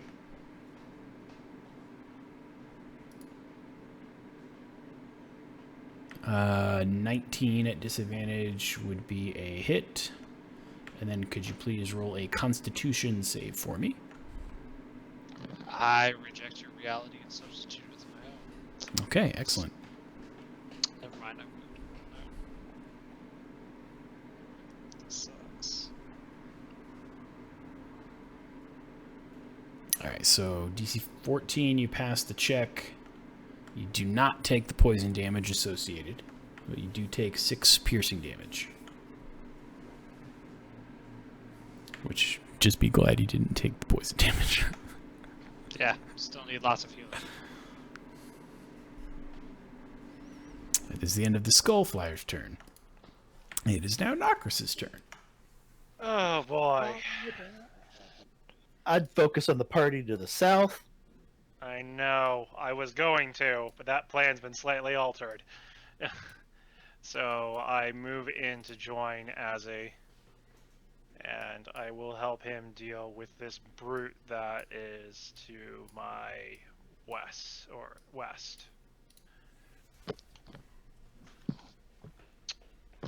19 to hit. As a hit. Okay. He'll take 12 points of slashing damage, and then I will, because I imagine he's still standing. No, he is dead. Okay. If he's down, then I won't do anything else. Mm-hmm. And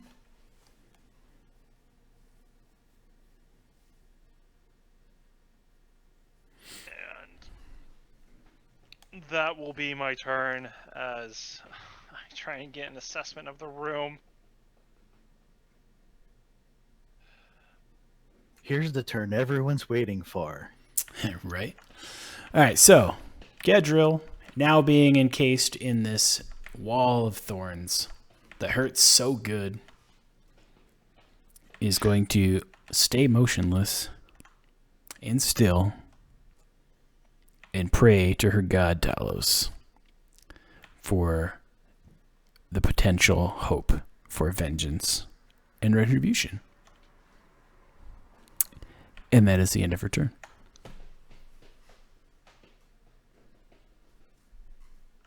Better than getting struck by lightning again. So Mm-hmm.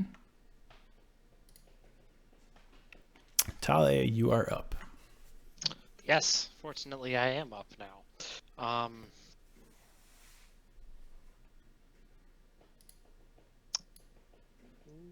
Okay.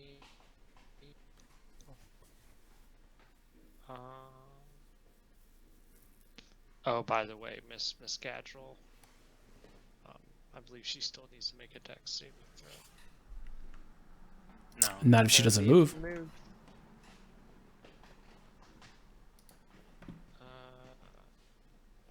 Oh, the first time.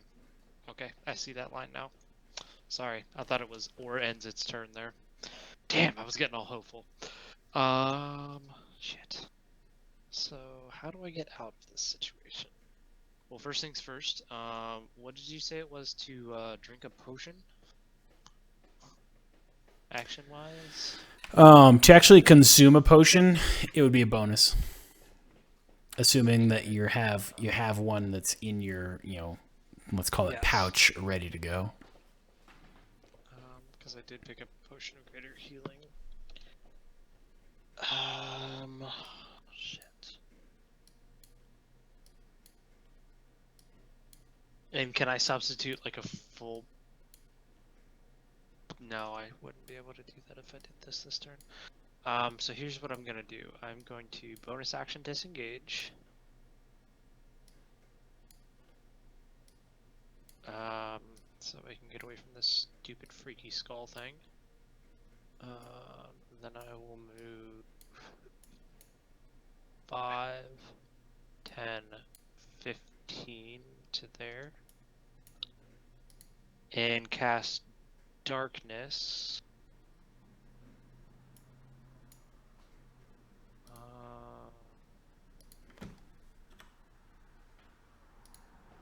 Emanating from that point there. And what's the radius on darkness? 15 feet. I will display it on the tabletop.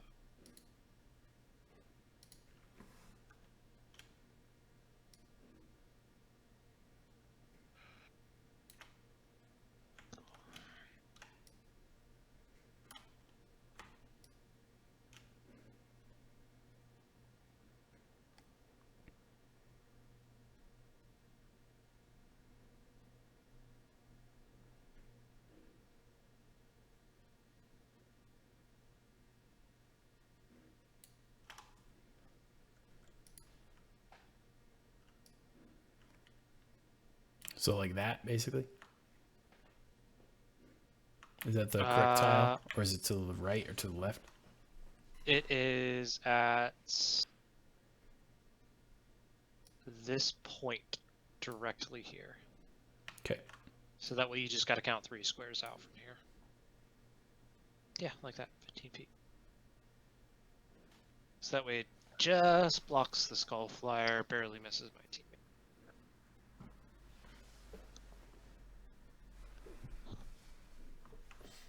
So, and that's all I've got. I have a procedural question. Mm, Can I shoot into that? No. No, Nope. you cannot see into it. Even with dark vision, you cannot see through it. Yep, I can because of You're the caster. things. No, No. because of other things. Namely, where is this? Mainly the fact she made a deal with another entity. Yeah. Cool eyes. Ah, Basically. okay. Yeah, that. We'll just leave it at that. I can't display the whole thing because Beyond 20 isn't perfect, but So, in answer to your question, yes, you can shoot into it, but you can't see anything, so you're really shooting blind. neither can they fire out of it. All right, so that is now the end of your turn, correct? So Yes, correct. it Next is. person. It is now this skull flyer's turn down here. It is going to approach and attempt to sting Azzy, which it fails at. So you are fine. That's the end of that turn. Now, Caster, you are up.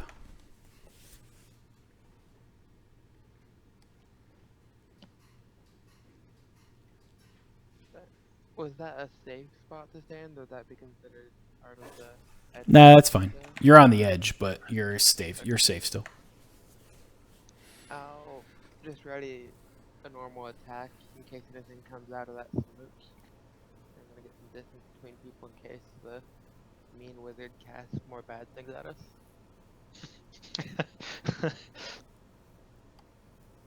My original Yeah, plan already was in to put the action and darkness hold my turn. Okay.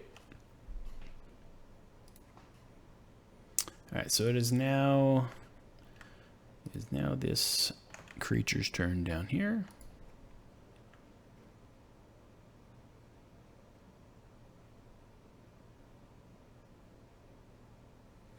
All right, she's going to move.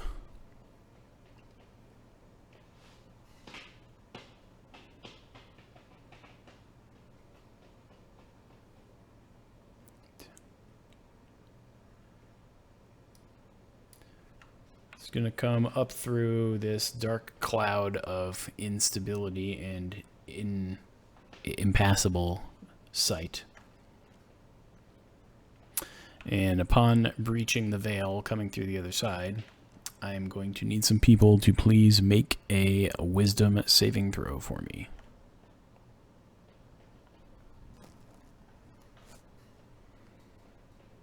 Okay, Caster, you are all set.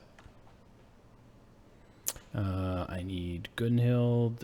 I need Talia. I need Ash. So Ash, you're good. Talia, you're good. Gunhild, you failed. So you're in a frightened state for 1 minute. And if you see another sea hag or this sea hag again on their turn, you basically have to roll again with disadvantage to try to see if you break being frightened. And that doesn't really affect much other than some other attacks and skills that the sea hag has, which require you to be currently frightened. So, with the sea hag now being where she's at, she is going to turn and attack Ash with her claw. He swings claw for a 15, which is a miss. Yep. And that is the end of her turn. And since she came out, can I use my action to attack? Because you were successfully readying your Okay. action, yes.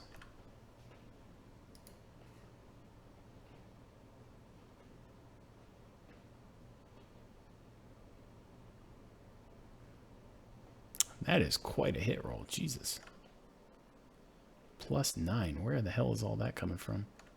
I don't think that's probably. I don't know if that's right. Yeah, my proficiency from it being a martial weapon and then +4 from strength. And then it being a +1. What is your strength? 4 because of the gauntlets. I mean, it's 19 with the gauntlets. They're +4. Oh, you got My gauntlets of proficiency. ogre strength. Yeah, Yeah, I that'll got do it. it. That's where I it's got Gotcha. it. coming from. Gotcha. Yeah. That's So, why. Yeah, that makes total When sense. I looked at it and I was like, all right, a cleric of your level swinging a sword at +9 to a hit attack seemed a little excessive, but now it makes a lot more sense. Yes. Because gauntlets of ogre strength on you makes a lot of sense. All right, The so only reason I could wear. Wait. so that is a hit, and the Sea Hag takes 7 points of damage. With, yeah, the 2+ for your Divine Strike, I'm assuming. Yeah.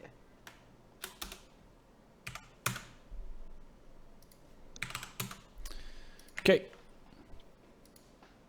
So now it is the Skullflyer's turn. Skullflyer will move forward and is going to attempt to sting Nokris this time with its poison barb. Okay.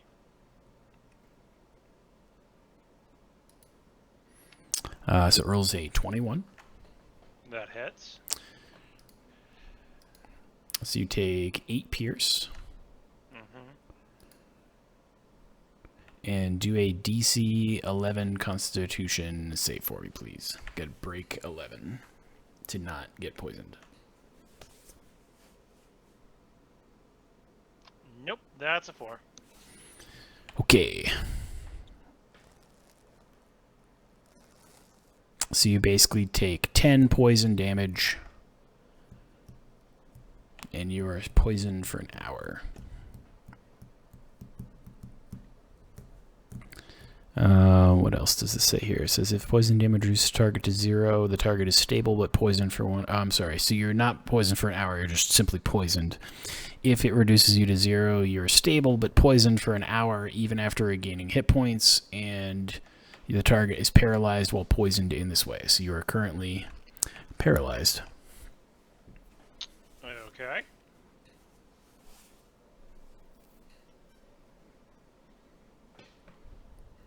All right. So that is the end of the Skullflyer's turn.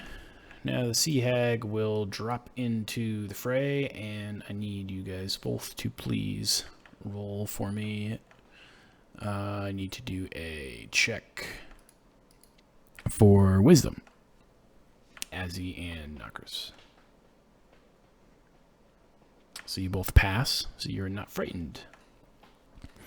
However, she's going to try to claw at Azzy. And she misses. On that miss, I'd like to use my reaction to riposte. Okay.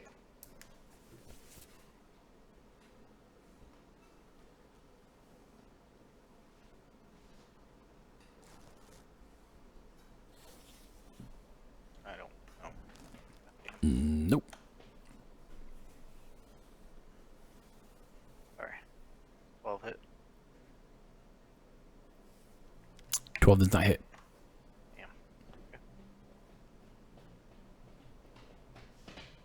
All right, so Ash, you are up. I'm going to respond with this fucking hag trying to slash at me with my own slashing. And I'm going to use Primal Savagery and slash back at her. Okay.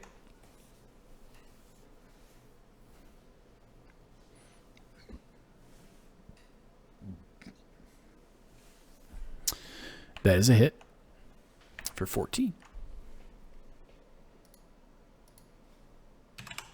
And I think I'll just stay here. Alrighty.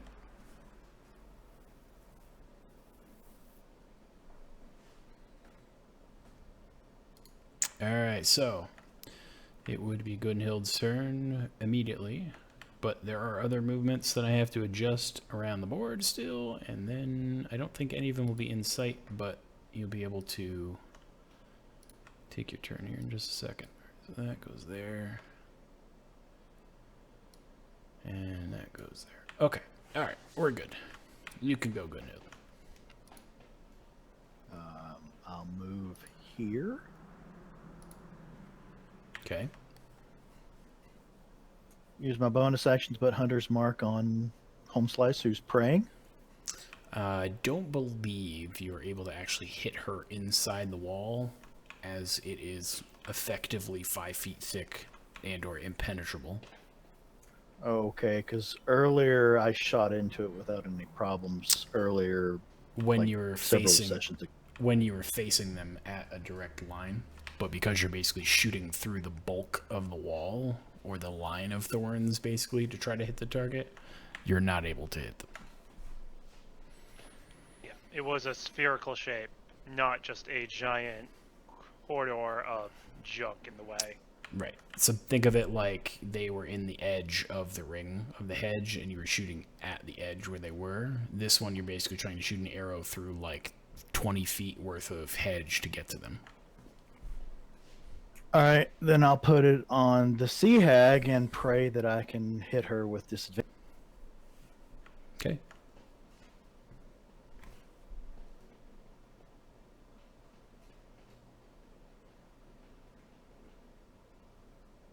Oh, that negated a. No, it didn't. 18 Yeah, it's a hit. for 9. Okay.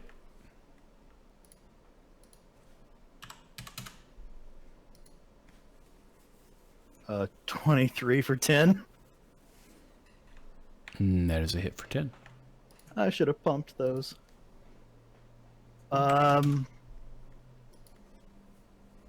That's all. Okay. Well, do I need to re-roll for my fear? No, you only, well, you do not at this point in time, no.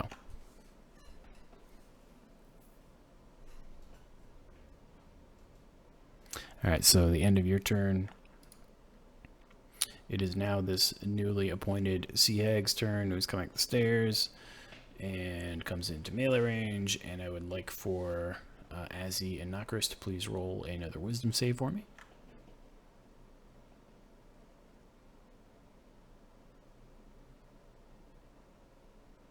And you both pass. She's going to attempt to claw you, Azzy, at the front. And she fails. Whew, that was close. And that's the end of her turn. Azzy, it is your turn now.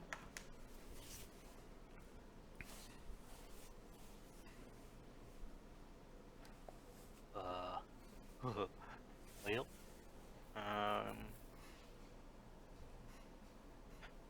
I'm gonna attack this skull flyer to.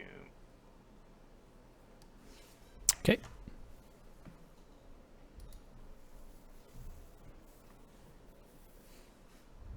So the 15 is not a hit. Damn, 22 is though. 22 is in fact a hit.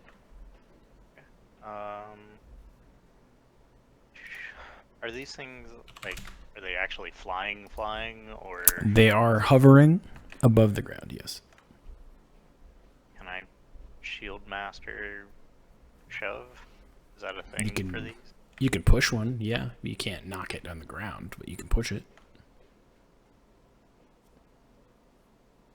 I push it out of melee range. Does that give Nokris an attack of opportunity? I'm paralyzed. He's paralyzed. Son of a bitch! I mean, yeah, I might as well. It's something I can do. Might as well do. Shield Master Shove, that's a strength check. Of course. The one time it doesn't matter. Yeah, you push him. Goes back 5 feet. How long is he paralyzed for? An hour? That's what I thought I heard you say. The effects of the poison are not denoted in a matter of time. on this. If the target reaches 0 HP, they are stabilized, but poisoned for 1 hour.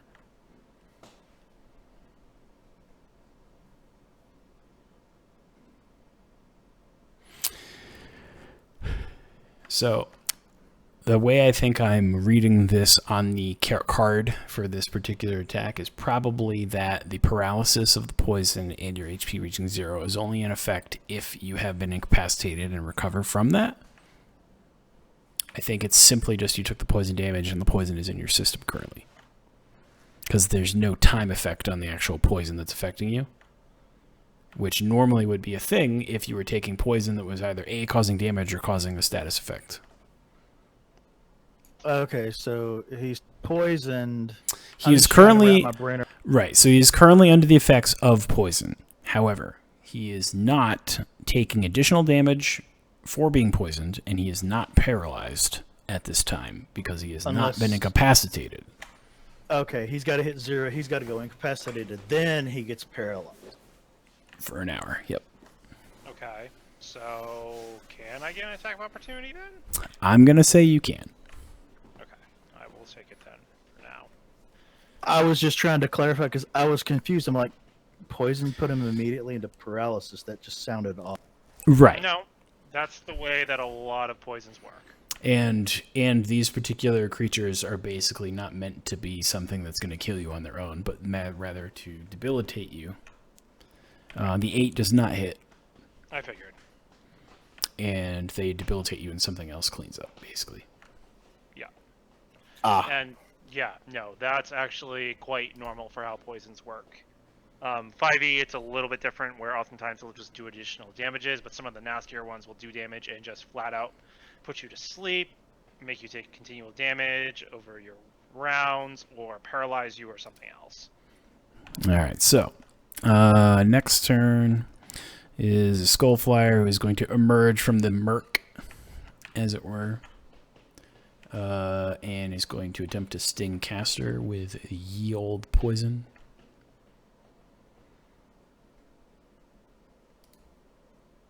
And miss. So Nokris, it is your unparalyzed turn. All right then. Okay.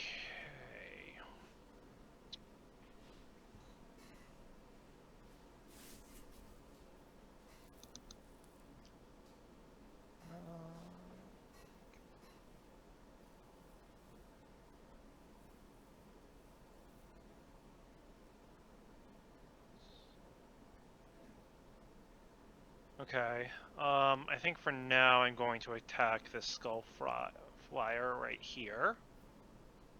See if that lands. Does an 18 hit? That it does. Okay. Takes 10 points of slashing damage. Is it still up? Yes, it is. Alright, I will burn a 2nd level spell slot and use Divine Smite Okay. as well to get some extra damage on it.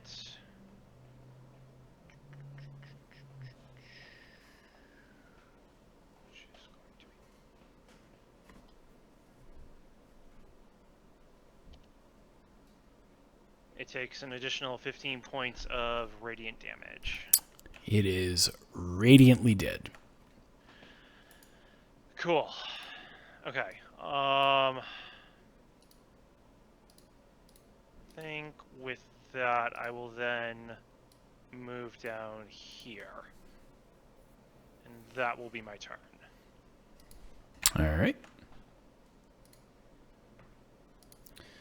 All right, so the turn round comes around to Gadriel, still chilling inside this crypt of thorns, praying to her god.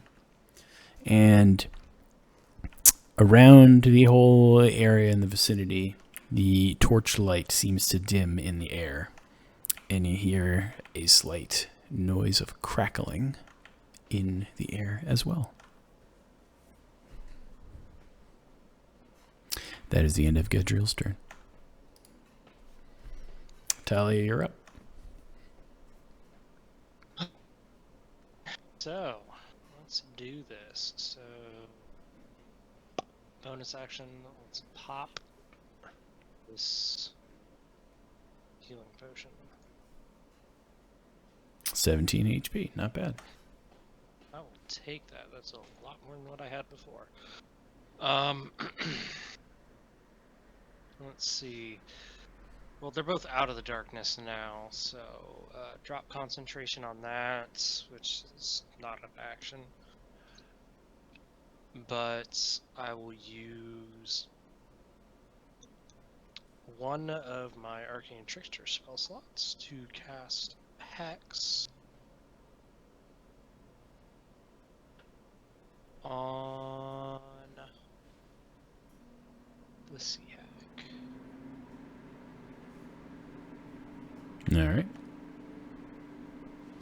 What And stat do you want to Strength. affect? Strength. Okay. Strength for sure. And then, let's see. Full-blown action left and a move, technically. Oh, wait, no, because it would have been a bonus action to cast Hex. Shit, I used 2 bonuses. I'm sorry.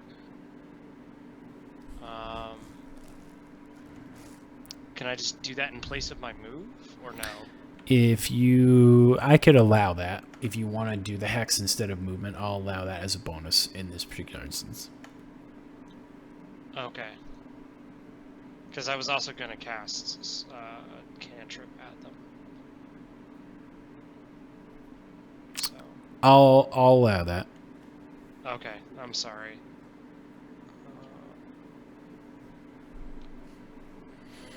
First one. No. Mm-hmm. Not a hit. Second one. That is a hit. Hit. From backstage. Okay. Then I will be done. All right. It is now the Skull Flyer who got shoved a little bit. Was like, yo, what the fuck? I got shoved. Comes back. Gonna try to sting Azzy again. Or, I guess, sting it for the first time, hopefully. And he hits. Go ahead and roll a DC 11, or I'm sorry, a Constitution check for me to pass DC 11. You succeed, so you are not poisoned, and please take 3 piercing damage. 3 piercing. Is that with? I'm sorry. Is that with my feet? No. If you're negating that from the hit, then you are taking 0 piercing. And if I'm reading this correctly, it is half the poison damage on successful pass, and you are not poisoned, so you take 5 poison damage.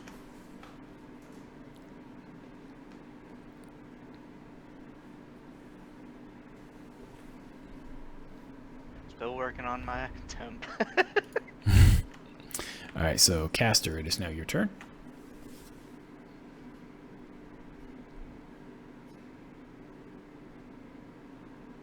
I'll use a second level blast to get all 4 of us that are up here.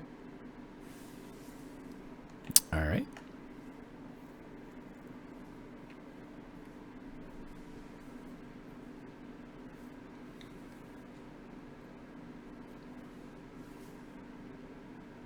And I'll end my turn because I don't want to get hit from moving. That'll be it for me once I get that up.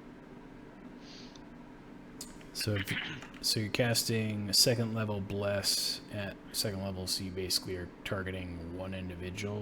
No, bless up to 3 creatures, so all 4. Got you. I got you. I missed that part. Yep.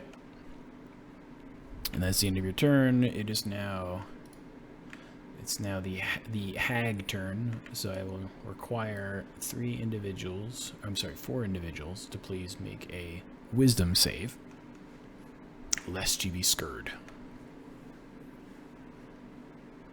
Alright, Caster, you're fine. And whom is this? Who are these? Talia, Gunhild, and Ash. Ash, you're fine. Gunhild, you're fine. Not me. Although, actually, you know what? Gunhild, roll that again for me. So just roll another one. I'm still frightened. You are still scared. I'd say add that D4, but it won't help you. And, No. And Talia, you are not scurred. No scur. Correct. All right, so the Sea Hag is going to turn and look at Gunhild with their menacing death glare on a frightened target. And please roll another wisdom save with normal roll. No disadvantage advantage.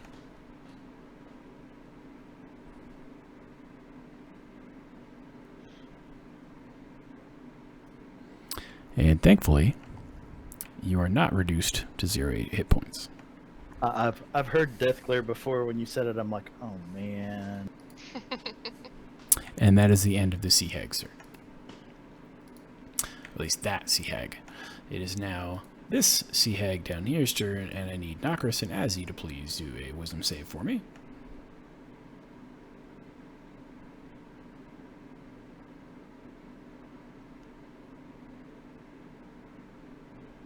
You both pass. Sea Hag is going to attempt to claw at Azzy. And misses. Ash, it is your turn. Okay, I'm going to take another Primal Savagery swipe at the Sea Hag in front of. Okay.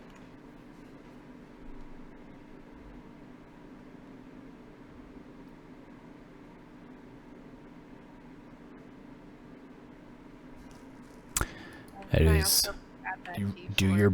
Yeah, do your bless.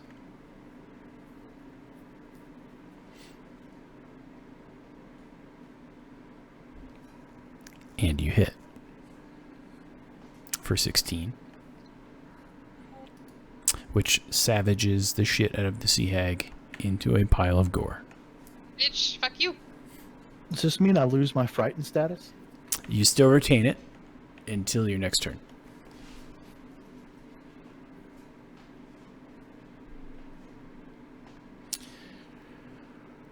Alright.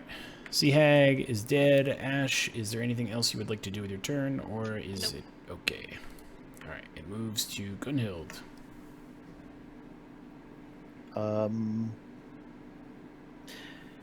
Guess what? You're no longer I'll- frightened. Hey, I'll take that. Hell yeah. I'll move over to here. As my movement, my bonus action, I'll put Hunter's Mark on him because he's the closest guy, I guess. Mhm. I can't line of sight these guys down here, can I? Because of that corner. I'm gonna say no. I'm kind of with you on that. I was just trying. I don't let the skull flare up. Okay.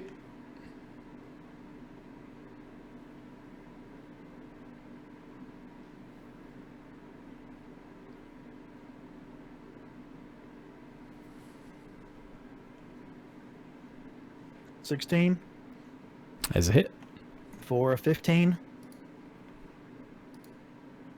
it is kaput. It adorns the wall. It adorns the wall.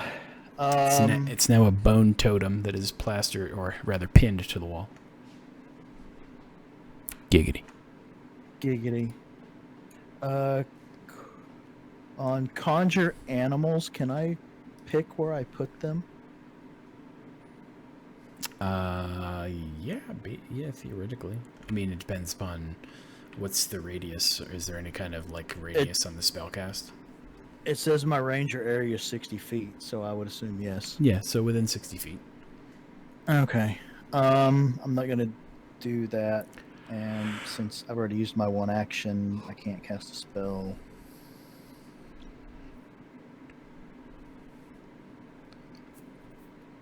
I guess I'm done. Because attacks per action is 2, but that just means I can do 2 attacks. I can either do 2 attacks or 1 spell, right? So I believe you can use a spell still. Oh. Well, if that's the case, I'm going to cast a spell. So you would like to conjure some animals. Actually, not this round. I'm actually gonna cure my own wounds at a level 3. Okay.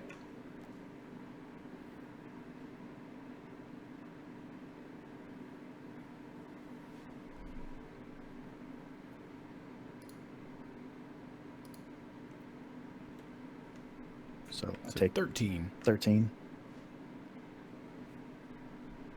Now I'm done. All right, it is this hag's turn, so I would like to please have Azzy and Nokris do another wisdom save for me.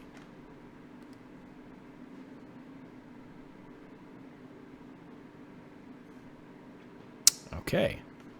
You are definitely not scared. You are also definitely not Can y'all scared. save those for attacks or something? All right. No, so, we can't. John keeps asking us to make them. all right. So, Violence is happening so hard, you guys don't know what the fuck fear is. what even is fear? All right. So you're gonna get clawed at, Nokris by the hag. Okay. I'm gonna impose disadvantage on that. Okay. So imposing disadvantage, the hag now misses, so you take nothing. Okay, that's good. Otherwise, you're about to take 11. So there you go. Yeah. All right, Azzy, it is your turn. Oh, goddamn, the Skull Flyer has to go. So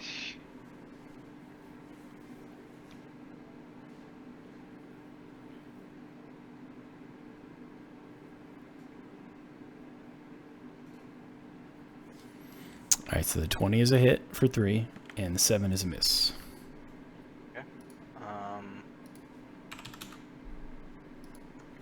Nokris. This is gonna be a little bit weird. Do you want to stay where you're? I'm fine killing whatever needs to be killed at this point. I'm getting tired of both these things. Okay. I was just gonna say, if you'd like, I can move you without penalty away Yep, from the go right sea ahead. hag. Go right ahead. Where would you like to move? You've got 15 feet. Okay. You said we needed to get rid of the Skull Flyer.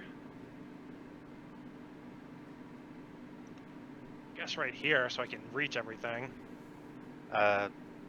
So that 1d8 is for additional damage from the superiority. So I guess total it takes 10 slashing damage. Okay.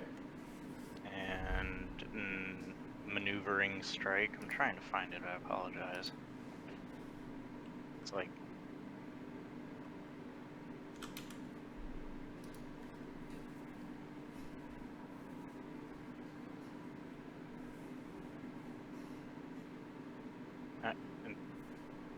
I don't want it to roll. I want it to display.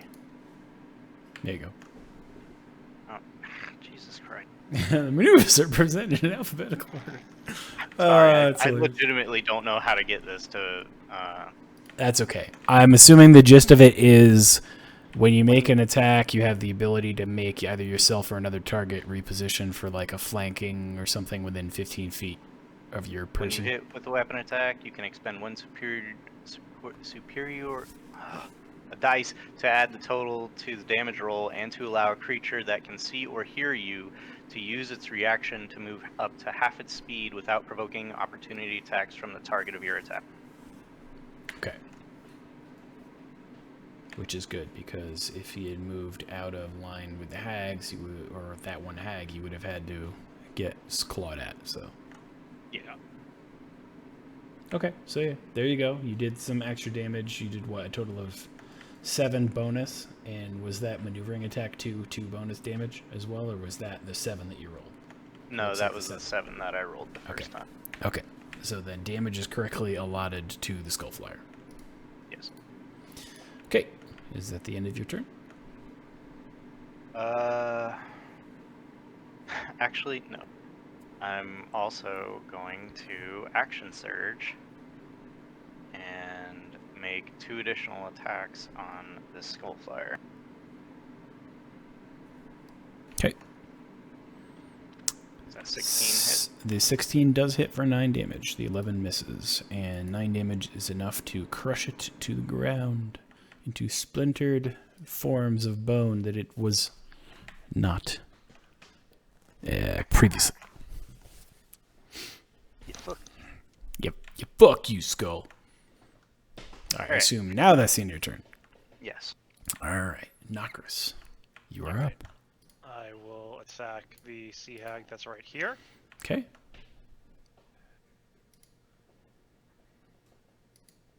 That is a hit. Okay. 12 points slashing, and I'm going to choose to Divine Smite again. I'm going to expend another second level spell slot. Do this. And it will take an additional 19 points of radiant damage for a total of 33. Well done. It is still kicking, but that was juicy. Okay. Use my reaction. I have a bonus. That is all I'm going to do for now. Okay. Alright, so it is around to Gadriel's turn. Stuck, encased in the thorns, waiting for the call or the answer from her god. And the call is answered. So here's how I'm going to play this. I would like to have 3 of you guys roll a d10 for me, but I would like for you guys to choose who you would like to roll the d10s among yourselves first. Okay. Does it have to be people within line of sight of her? Not in the slightest. Okay. I will volunteer as tribute if no one else wants to. Okay. I mean, I'm I'll fine roll rolling as well. D10s. I'll do this as well, I guess. So that's Yeah, one count that me the could be fuck awkward. out. You all know my horrible. I'm just using the god of chaos and storms to sow a little chaos into our current encounter. Yep. Okay, there's 10, there's 3, and there's 5. All right. So here is how this is going to go down.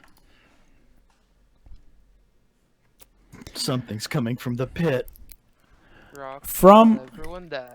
From the din crackle in the air that you heard is a sudden piercing snap of light fuck is and that? thunder. Jolting out inside the Room of Thorns, shattering the wall and obliterating Gadriel with it at the same time. So basically, the wall is no more, and neither is Gadriel. Sometimes Talos would just rather kill his problem than deal with it. Oh no, Talos left a present. So that's the thing about chaos. You fucking know. Does what it wants.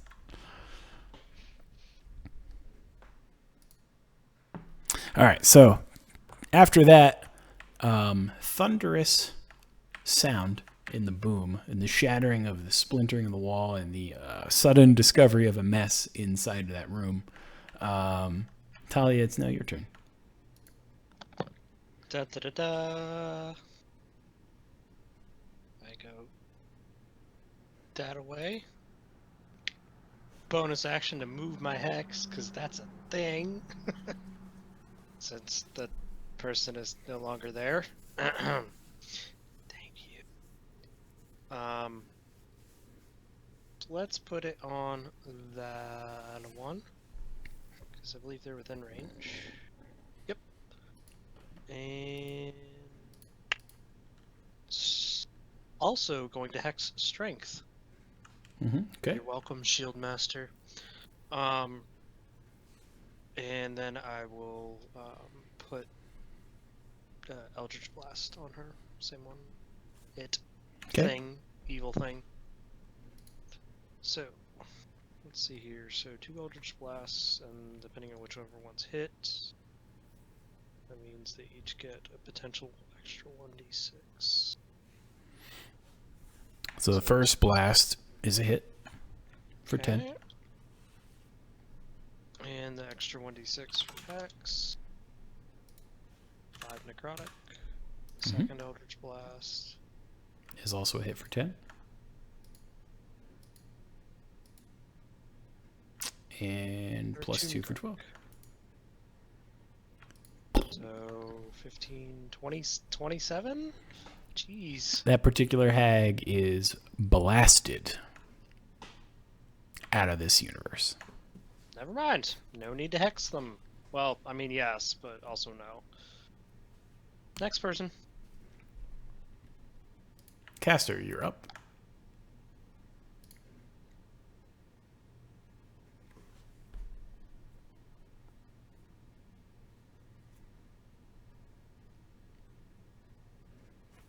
I just look around and see a bit more about the room, and then wait and see what happens. When I'm Okay. ready a spell, just in case any other surprises come though. Sure. Yep. Peering in the room real quick. In the middle of this, you basically see there is a carved throne chair that's against the wall. There is a small, like, footlocker chest next to it. And there is a bloody mess and some splintered pieces of vine and thorns all strewn about. Already a guiding bolt, and then wait. Okie doke. Ash, you're up. If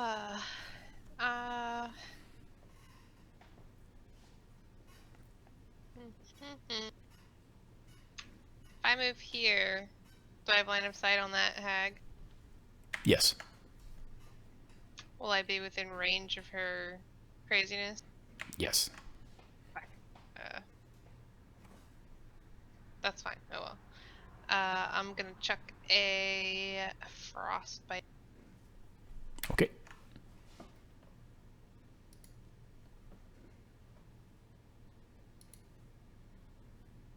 And she takes 4 and it is cold. Disadvantage on her next attack.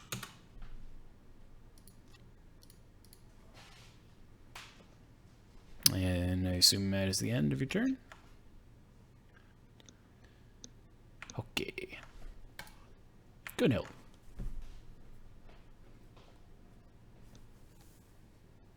Moving here. Does that get me line of sight? Moving behind Ash will... Yeah. I'll call it yes. Yeah, you can draw the line and it's not obstructed. I'm little. You can shoot over me. It's fine. All right. I'll move there. Use my bonus action to move my hunter's mark on the last of the hags.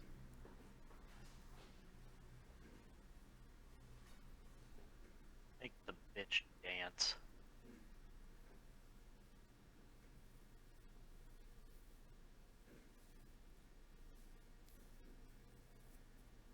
Crit! God damn! You wanted her to dance, right? How's 26? 26 is a good hit. How's 26 damage? 26 damage is a good hit. It's still alive.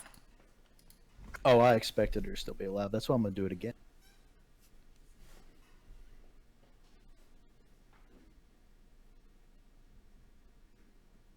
Ooh, 12. Alright, so that is not a hit. No, not twice in a row. Oh, well. But she feeling it. I'm out, guys. That's all I got. She better be danced. Alright, so the Sea Hag, having received that critical hit, hurt like a motherfucker, staggers a little bit to the left and a little bit to the right. Kind of does a little shimmy shuffle just for Azzy. And then I need people within line of sight to go ahead and do a wisdom save for me. Which will be Azzy, Nokris, Ash, and Gunhild. So we got I'm Azzy. Azzy's scared. Gunhild's scared. Ash is like, fuck you, I don't give a shit about you, bitch. And Nokris is like, yeah, nah. You're not bad. So that is the current layout. So I am going to have I'm gonna have the hag give a little psycho peepers at Azzy. So go ahead and roll another wisdom save for me.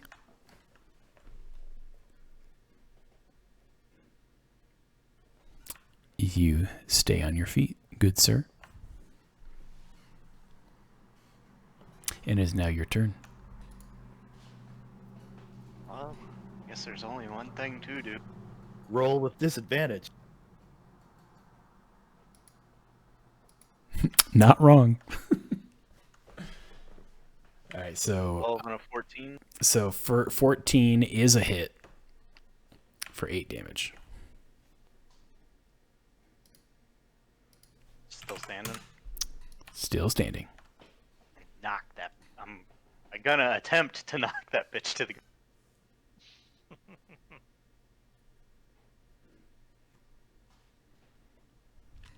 ground. And guess what? She down. So you put her on the ground. Now, Chris, you've got advantage now, buddy. Yep. Assuming that's the end of your turn. Yes. All right, Nokris, you were up. All right. Let's do this. 17 to hit. That is a hit. She takes 15 points of slashing damage. She is fucked. Yep, just drive it right through her center. And she gives a little death rattle as she expires on the stones. She did it just for you. I know. And as the sea hag falls, a sudden silence comes over the caves that was not present there before, including the noise from the sea and the roiling tide. And a voice talks and tells you, "You have won this day. It is yours. But I will return."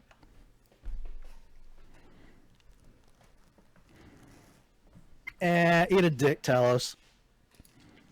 And Oh yeah, there's a chest over here.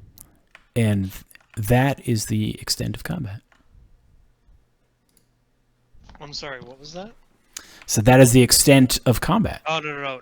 Caster said something. Oh, he said there's a chest. Oh, there's a chest. Are we talking like the kind where I gotta undo the blouse first, or? I mean, if there's loot don't inside. There's a lot of blood in the area. So I didn't notice it. I just Okay, want you're to point talking out a that walk. we still have a poisoned Is it? party member. Okay. Can we get that taken care of, please? Yeah, bring him up here and I can fix it, I guess, if I have to. Wow. Damn, okay. That's all right. That's What you the cleric role. make sure you didn't get your butt bit. That's the cleric role stepping in here, be like, yeah, all right, fine. God. I will use up that free restoration I get from just being an Asimar. Listen here, wing boy. I will smite you into the ground if you I get don't get uppity. wings. And I'm resistant to that, so sure. Thank you. Finish this fight with more HP than I started with. That you did. I didn't. Oh, wait a minute. You forsook you totally walked right past my shield, so I can't help you when you do that. So true. But how else was I going to participate? Aren't you a ranged class? I can be. I can do both. I encourage this behavior. I could do both. I just get the shit knocked out of me for doing it. Yeah, exactly. Thank you, Caster. That's why for you being don't red for hybridize poison. children. You're also welcome. You guys should thank Nokris. He took out both the sea hags down here, and one of the fucking Good skull job. flyers. I helped. Yeah, of course you did. Only the best helping, but not the doing. I'm Yeah, Batman. don't get afraid. All right, so to Look time. You know what? Oh, I'm sorry. Hold on. You know what? Who stopped this fucking goddamn lightning bitch from killing all of us? But she fucking basically one-shot Tom. And she didn't do a goddamn thing to me. I ain't scared. It sounds like somebody's about to sleep on the couch tonight. Thank you for helping the party, but not me. If What- you Yeah. get hurt, we wait a should minute, help you, what's- but you what- don't get hurt. I have a question. You watched that chick just sit in the vines, and I remember last time you used meat grinder technique.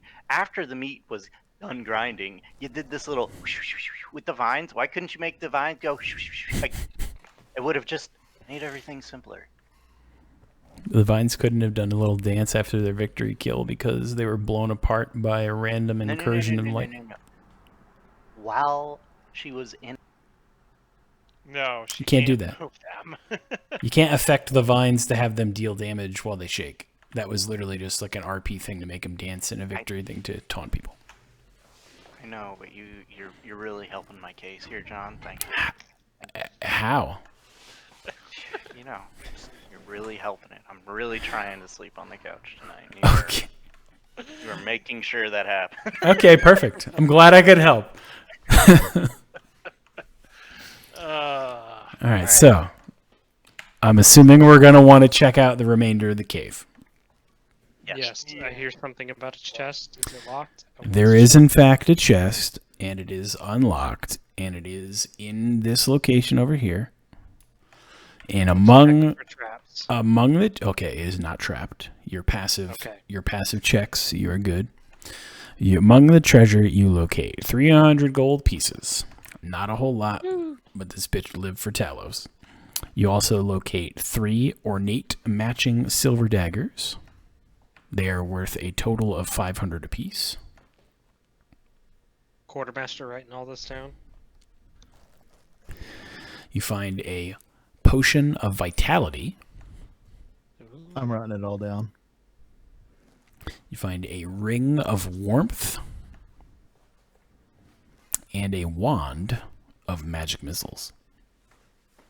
All right. I'm going to call that back, make sure I got all of it, John. Mhm. Chester, 300 gold, 3 daggers worth 500 gold pieces total. A potion of vitality, wand of magic missile, and a ring of war. You got it. All right. Okay. As you continue to investigate and look around the rest of the caves, as I saw you doing, you locate there is a wounded and injured individual that is located over here.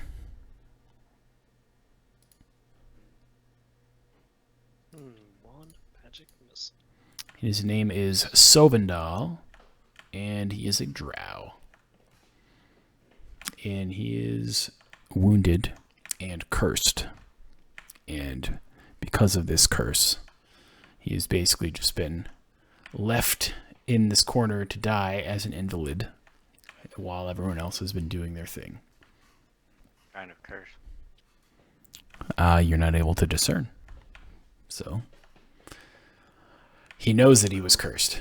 He can move, but as he exerts himself, he starts to cough up blood that is black in color.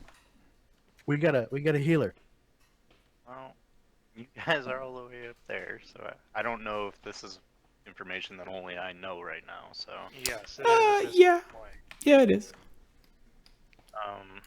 tell him to stay put.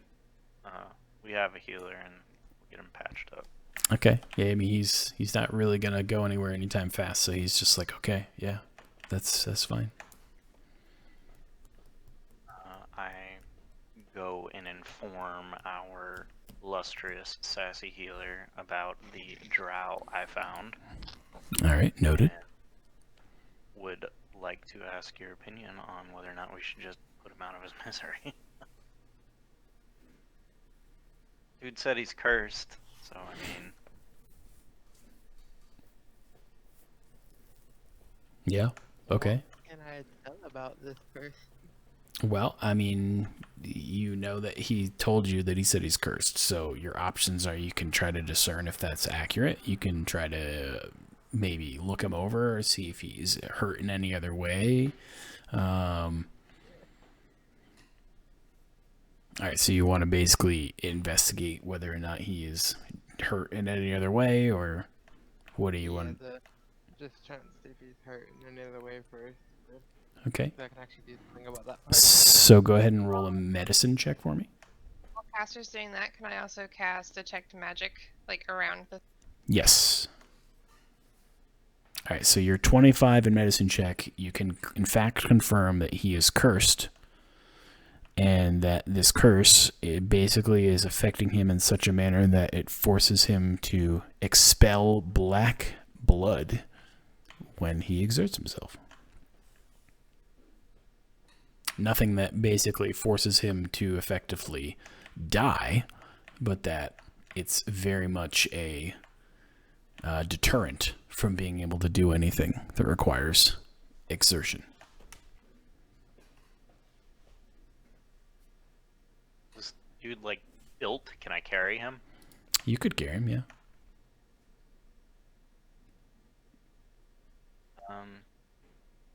Oh, Maybe take him to town to see if we can heal him. I mean that's one option, but I'd also like to Actually, keep exploring. curing the curse is a bit out of my range of ability. So our best bet for him is then we'll get him to town to a dedicated person for that. All right, Ogre Gauntlets, you carry him. Wow. Now who's being I only sassy? need one hand to inflict wounds and guarding bolts and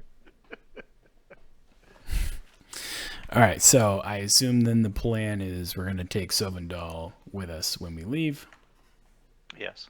After I finish exploring the rest of the cave, even Okay. the sector up here. Okay, so this and north.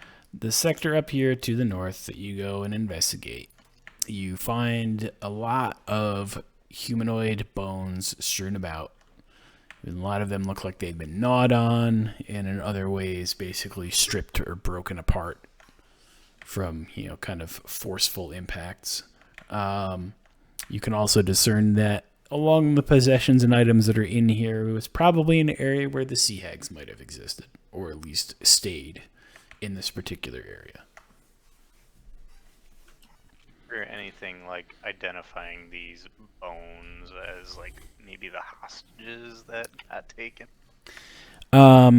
Nothing concretely, but looking at the volume of humanoid bones in there and their current state and age of decay, you discern that they are probably, in fact, the bones that remain from the individuals that were taken hostage. Damn. Oh, fun. What is in the room that I am in? So in that room is just some similar possessions, just like textile goods and stuff like that, and some sleeping quarters for some of the many guards that are out and about, as you noticed. So it doesn't look like this is where Galadriel or Gadriel or whatever her name was slept. No, she basically kept to her little throne room. Okay. I'm interested in the Ring of War, and that's about it. And that includes the gold.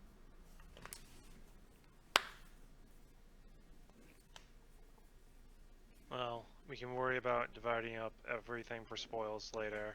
Right now, we should get back to town if there's nothing else here of value, and we have found the only survivor, as we can put it right now. Yeah. Seems like a good point to end back. Time to bail. Before I go, I'm gonna peek into this room, obviously, where there is just gore everywhere from vines jutting into someone's body and then it exploding. Does the throne look like it's an actual shrine in the making to Talos? No, it is literally just a stone-carved throne chair that doesn't have any intricate like symbols or anything on it. It's just pretty much a straight throne room chair. I'll take one last look around the room to make sure that we didn't miss anything, and then I'll head out as well. Yep. And bring up the rear for everyone. Yep, you are good. So on your way out, you find stashed along the beach a skiff a little farther up from where you descended around the bend. So instead of trying to somehow huff a body of an injured individual up a sheer cliff face that you barely made it down without falling, you're able to use the boat to travel back to town.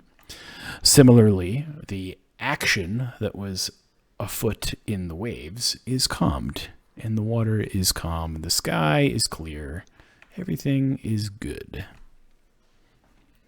I would potentially say you should use the boat to head back to town.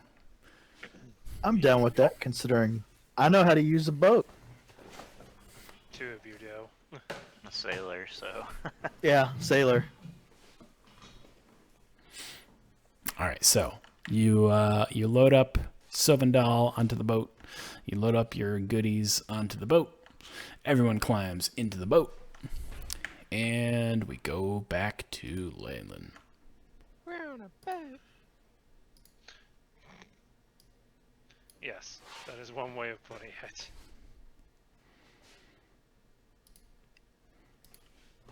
All right, so upon making it back to town, everyone kind of is in awe of the fact that the sky was so tumultuous and everything was dark and stormy and windy, and now it's calm. So they look at you thinking that perhaps you have routed Talos and succeeded, having given them that warning that you did when you showed up.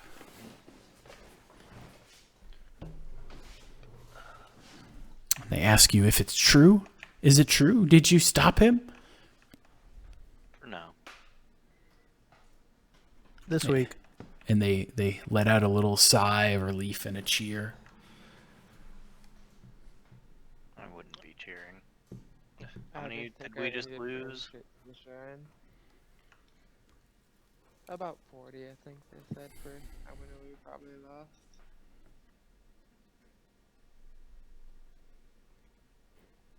Yeah. There were no survivors minus this one. Oh, a survivor.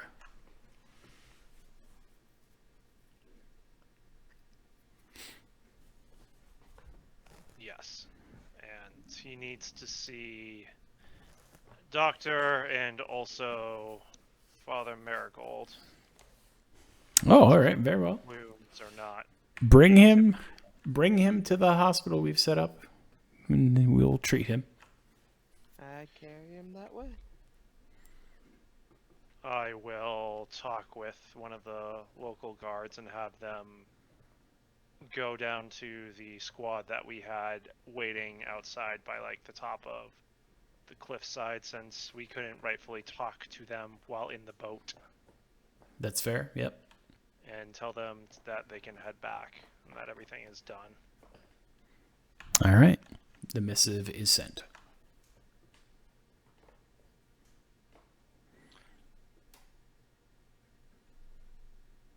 So, having brought Sylvandal to the shrine, Father Marigold, they did in fact see that he was cursed and removed it. Sylvandal returned to normal health, and for his thanks, he blessed upon you, before he left town, a dagger of venom.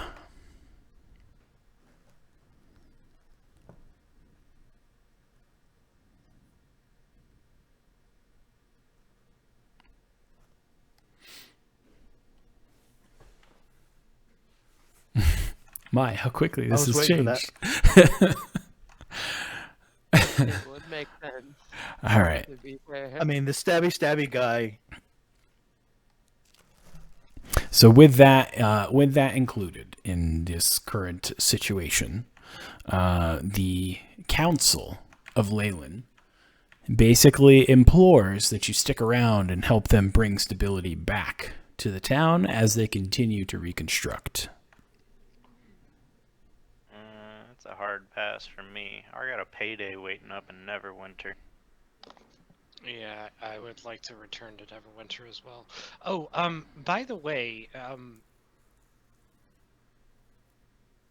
is the Curiosities shop owner still in town? Shop I mean, yes, but at current, given the situation that the town was just under like a full scale lockdown panic, he's probably not really at the shop. Okay, yeah, because or someone else who may be an enterprising business person. Keep the coin flowing into Leyland. Can I pull out the deed to the tavern and like gift it to the town? Sure. Yeah, you could do that. If everybody else in the party is okay with that, because I don't want to play, like taverns and taxes here.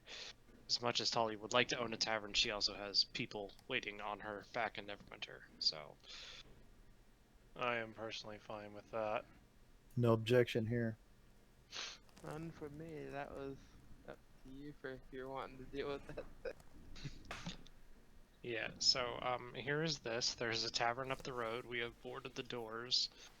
We've left the courtyard open in case any travelers happen to be passing through and would like to sleep inside. But this is the deed of ownership. It was previously run by the Talos cultists, whom we just happened to slay. Wow, this is a most generous gift. We will certainly make good use of this for helping secure anyone that's traveling to our town, and giving them a place to stay that is hospitable and safe. Set up an outpost there. Yeah, exactly. To help in the rebuilding. So We will definitely do so. I thank you. We'll be back to Leyland if after I get that payday up in Neverwinter. So Yeah, we do have some Unfinished business. in You Neverwinter do that we- indeed.